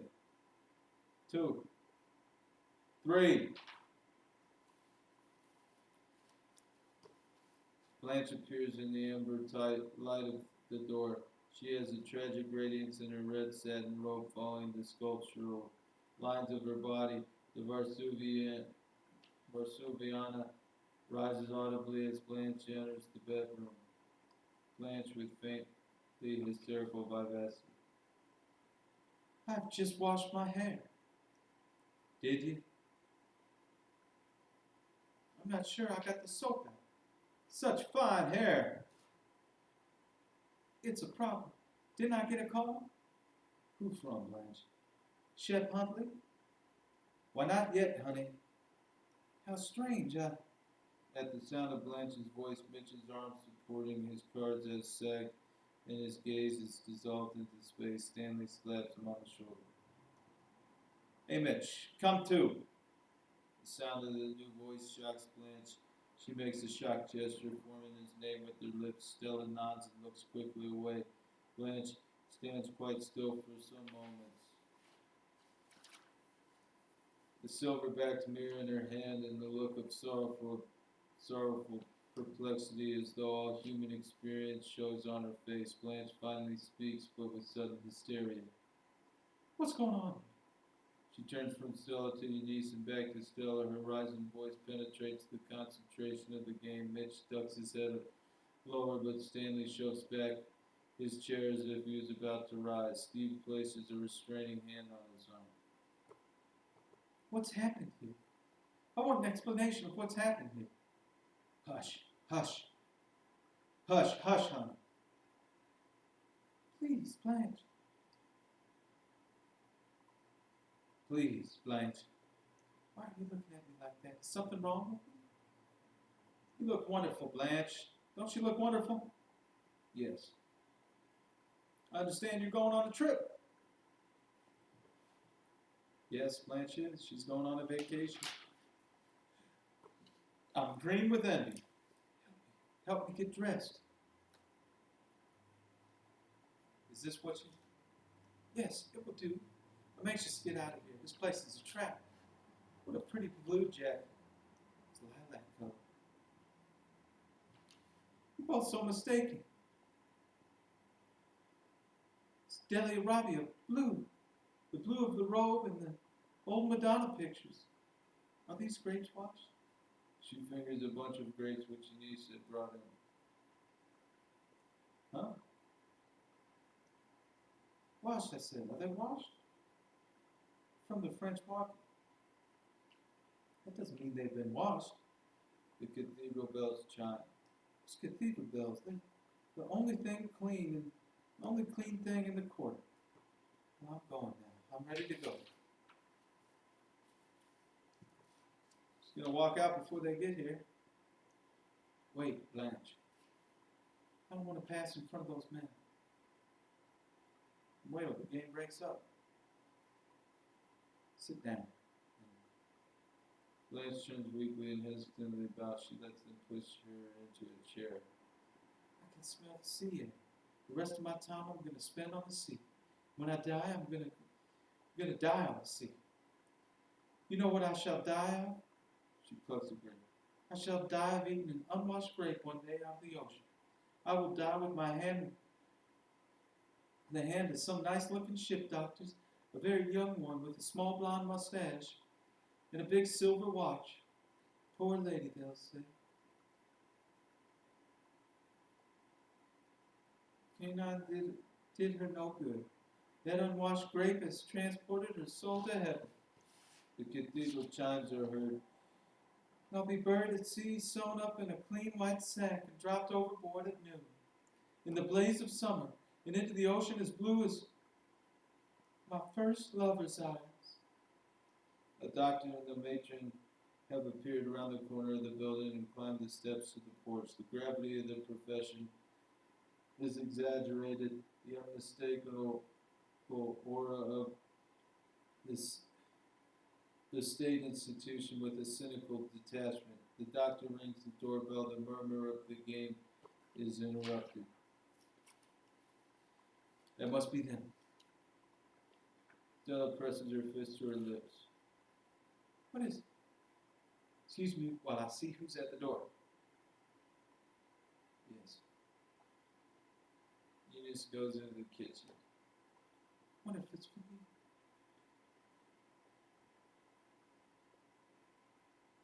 A whispered colloquy takes place at the door. Someone is calling for Blanche. It is for me, then. She looks fearfully from one to the other and then to the portieres. The Varsuviana faintly plays. Is it the gentleman I was expecting from Dallas? I think it is, Blanche. I'm not quite ready.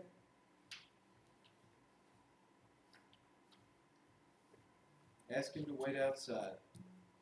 Ah, Eunice goes to the portieres. Drums sound very softly. everything packed.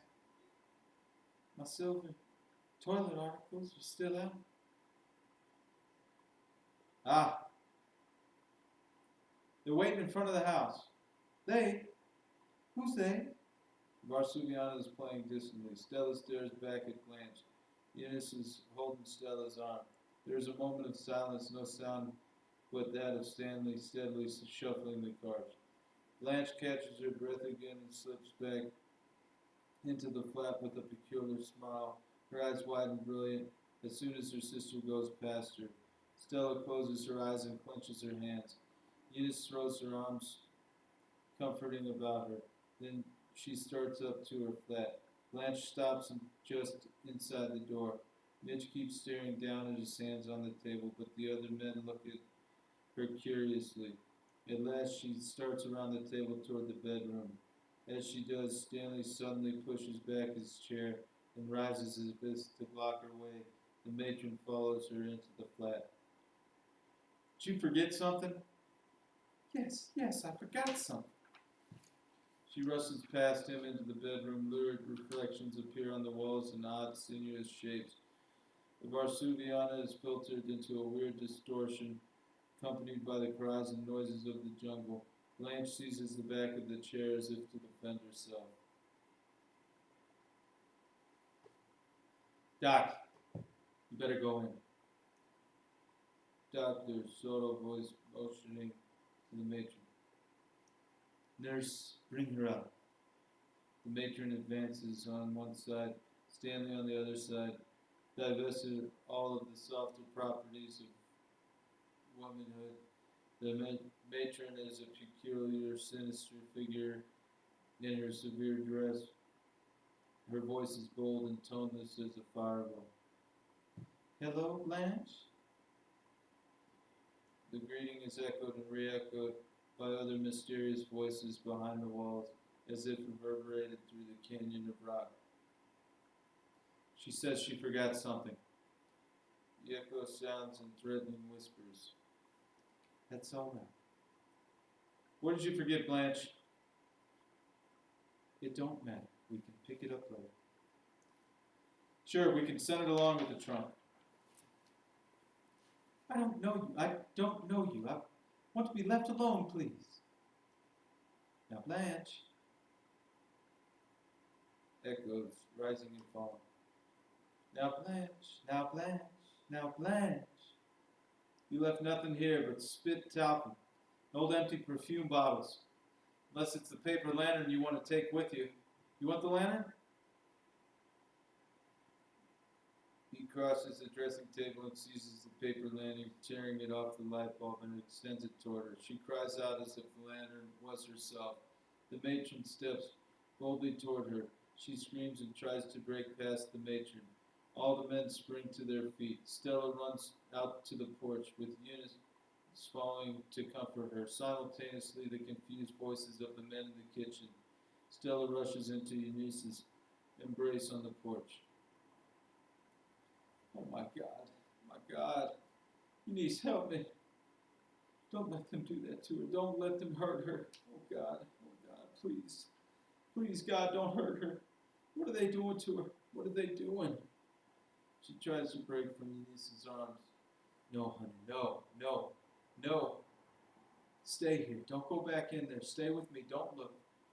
What have I done to my sister? Oh God, what have I done to my sister? You done the right thing. The only thing you could do. She couldn't stay here. There wasn't no other place for her to go.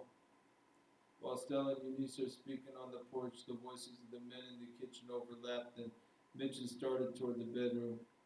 Stanley crosses to block him. Stanley pushes him aside. Mitch lunges and strikes at Stanley. Stanley pushes Mitch back. Mitch collapses on the table, sobbing.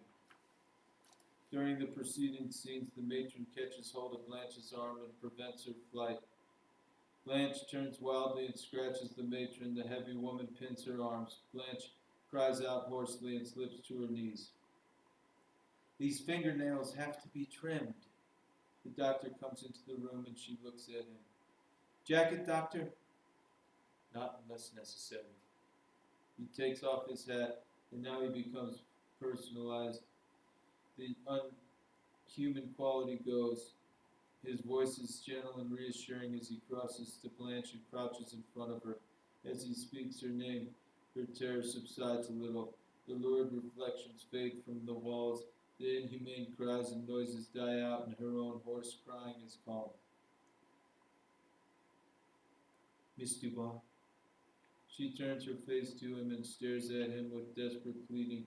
He smiles, then he speaks to the matron. It won't be necessary. Ask her to let go of me. Let go. The matron releases her. Blanche extends her hands toward the doctor. He draws her up gently and supports her with his arm and leads her through the corridors. Blanche holding tight to his arm.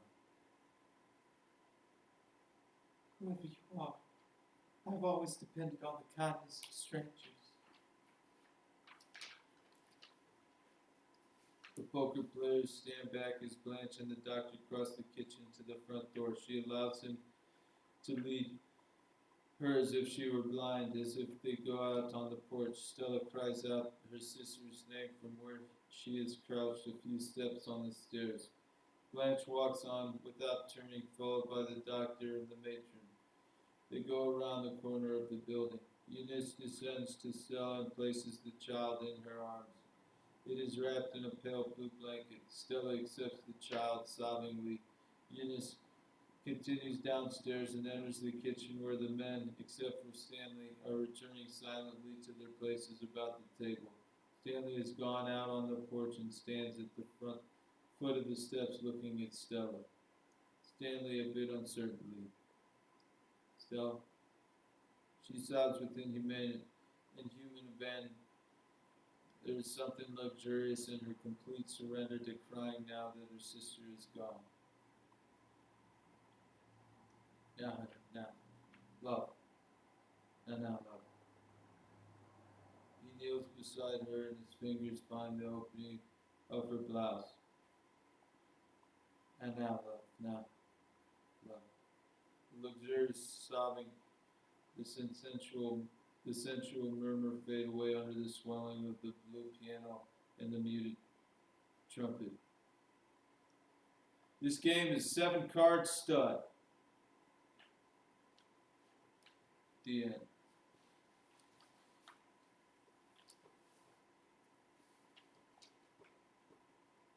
My name is Mitchell Teatherford, and I am a playwright. That completes the reading of an original work, A Streetcar Named Desire. Thank you.